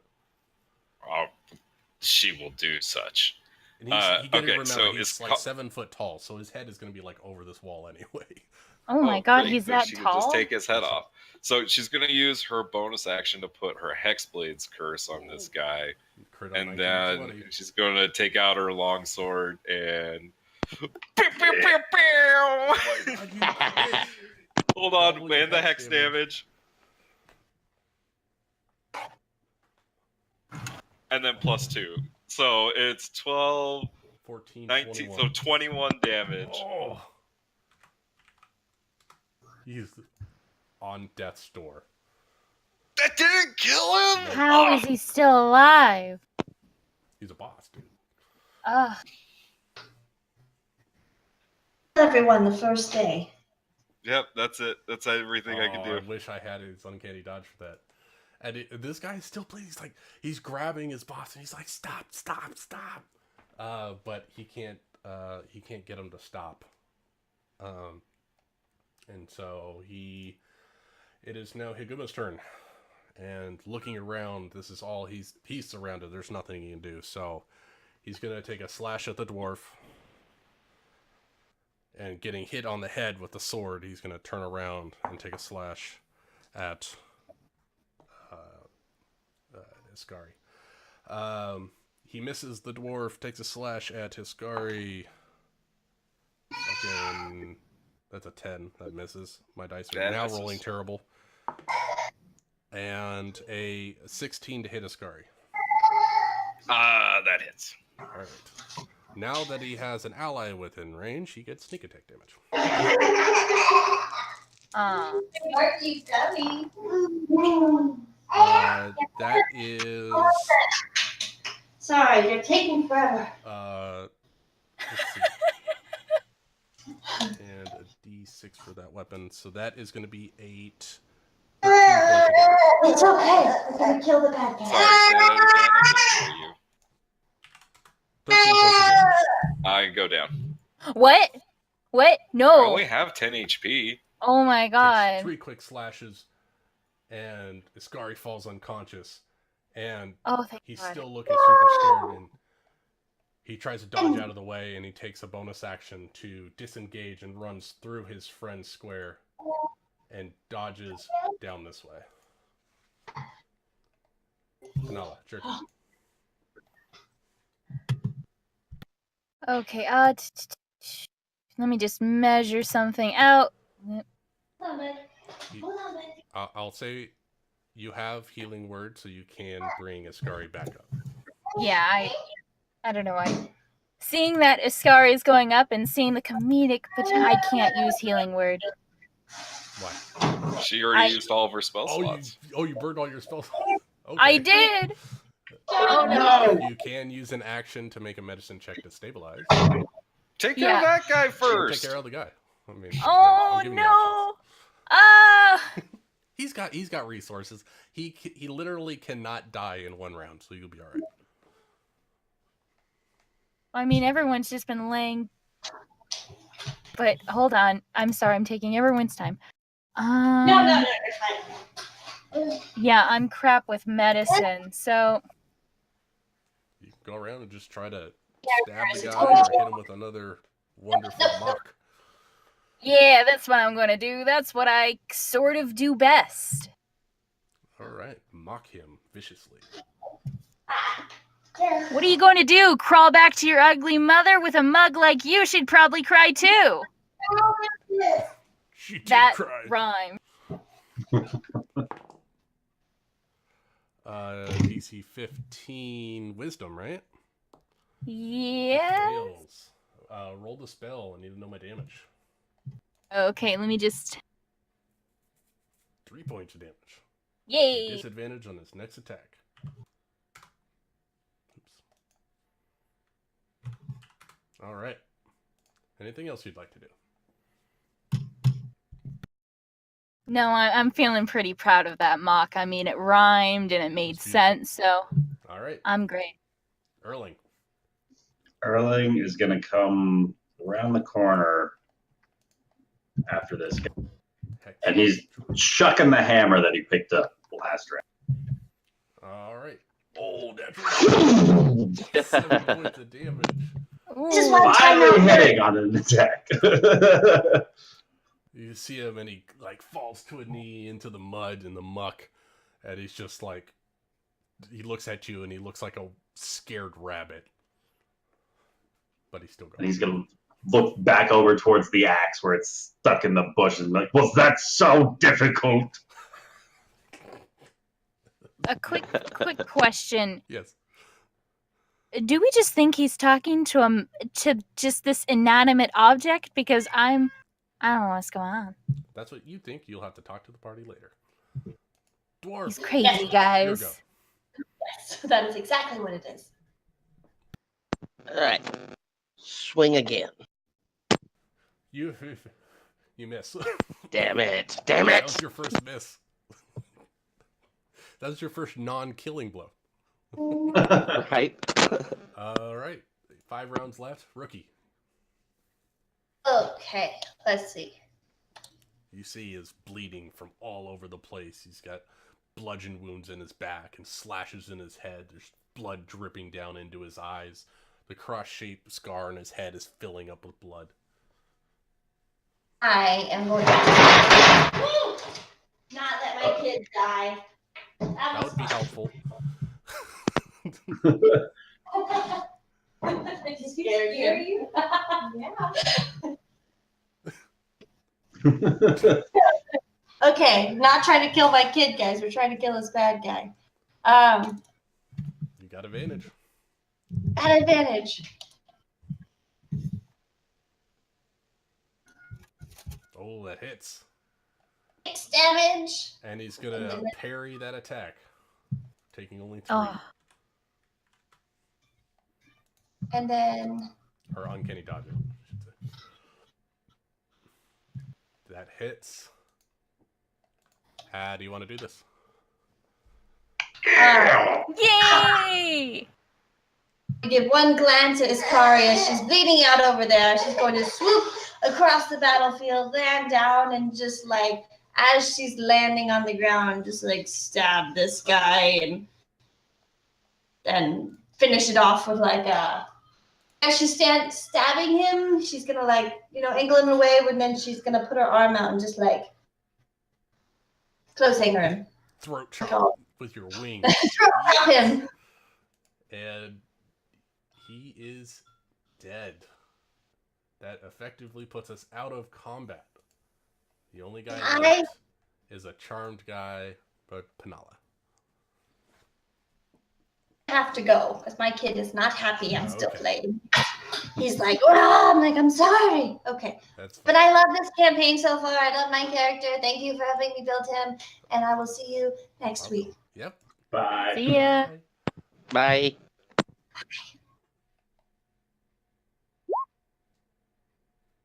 That's 2 fails. Is anybody going to do anything about his Heal scar on the me ground? for the love of God. No, okay. Yes. Okay, you're stable. You were 1 away, Nick. I noticed. So Erling will make his way back round towards Ishkari and kind of looking up in the direction of the axe. Like, come on, then give me a hand with this. just gonna do his best to start putting pressure on some of the bleeding spots and do his best to patch you back. Beautiful. All right. So, with that, everyone has beaten up these guys, and we can check for loot next time we play. But the mountain bandits have been taken care of effectively. You guys can do whatever you want with Mr. Blue Guy. What loot do we get? Let's make I it. have to determine the loot. I haven't figured that out yet. I'll put it in Skype this week once I get it. Okay. Now, the next question is, should we be level 3 next session? Yes. Yes, you should. No. That should help significantly for me. Oh my gosh. Having only 10 HP was brutal. I was just Yeah, like, that he guy- was like 13 damage. I was like, I'm down. And that was low on his damage because he had Dude, 46 I mean, sneak well- attack. That guy, What? okay, the fact that he got 3 attacks, a bonus action, and sneak attack. Yep. That guy was at least level, what, 5, 6? CR5. I love it. Plus, you guys took care of, I'm going to say 8 bandits. 6, technically. Oh, wait. Yeah, sorry, 6 bandits. For 5 What are we players. gonna do about the charm guy? Oh, that Let's was make him our definitely a slave. deadly encounter for level 1. Yeah, you were supposed to have 6 players with a healer. That's So, Whoops. let me just double check the experience levels here.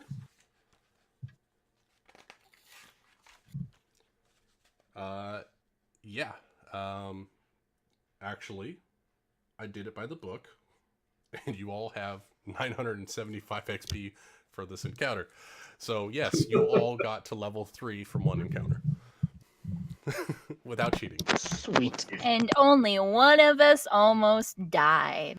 Yeah, if he could have outright killed Nick if he would have rolled higher on his sneak attack damage. It was 5d6. So he was Jesus Christ, dude! you know what? Monster a day is not to be fucked with. And he was No. supposed to get away. He was gonna try to like take a couple of you down without killing you and run. But he didn't get that chance because you charmed his people. And I mocked him. But yeah. You guys did wonderfully without having any heals. So, Yeah. I gotta go, guys. yep. See ya. See ya. Adios. Bye. I don't speak Chinese, guys. Come on. Later. Oh, man, that was good. Great session, Lucas. Thank you, Ryan. Yeah, that was super cool. I'm gonna love Barbarian.